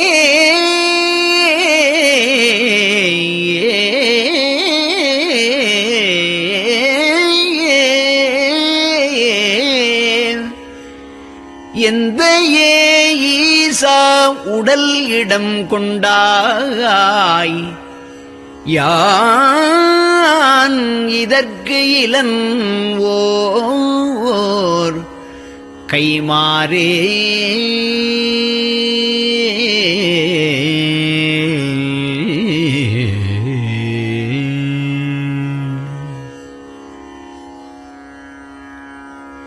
அன்னநடையார்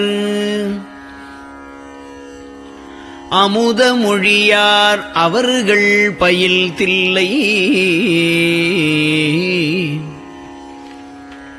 தென்னன் தமிழும் இசையும் கலந்த சிற்றம்பலம் தன்னுள்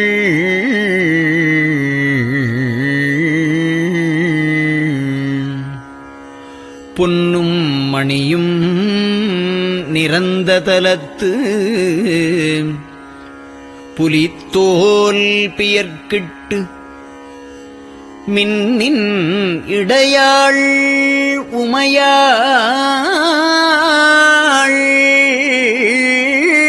காண விகிர்தன் ஆடுமே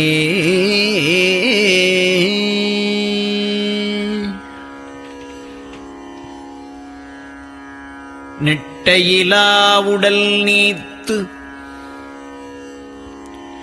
என்னை ஆண்ட நிகரிலா வண்ணங்களும்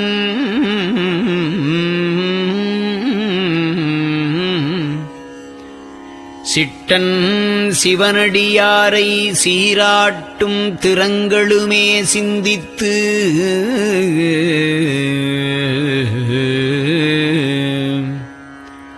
அட்டமூர்த்திக்கு என் அகம் நெகவூரும் அமிழ்தனுக்கு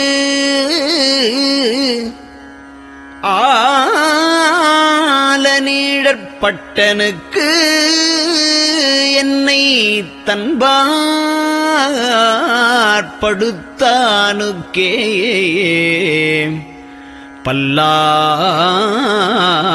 பல்லாண்டு குருதுமே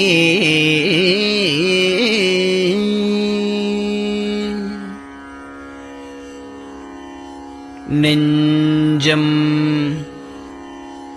ஈசனைக் காண்பதே விரும்பி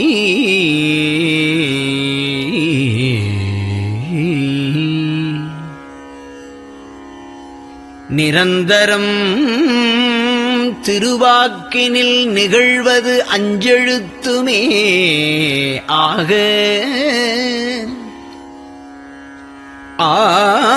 ஆளுடைய அம்மை செம்மலர் கைகுவித்து அருளி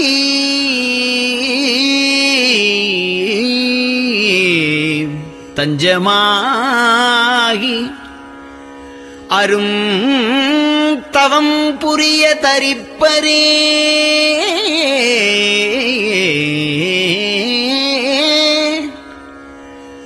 அவள் பெரும் கணவர்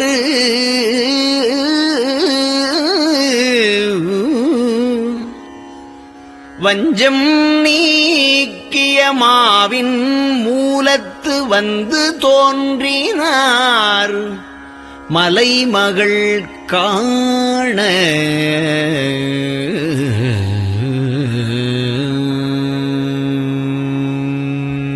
திருச்சிற்றம்பலம்.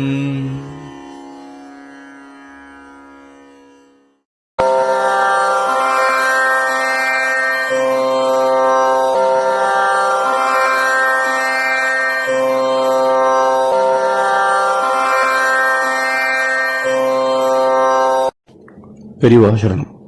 பெரியவா வானொலியின் காலை நிகழ்ச்சிகள் இத்துடன் நிறைவடைகின்றன. எமது அடுத்த ஒளிபரப்பு இன்று மாலை இந்திய நேரப்படி 6 மணிக்கு துவங்கும். பெரியவா சரணம்.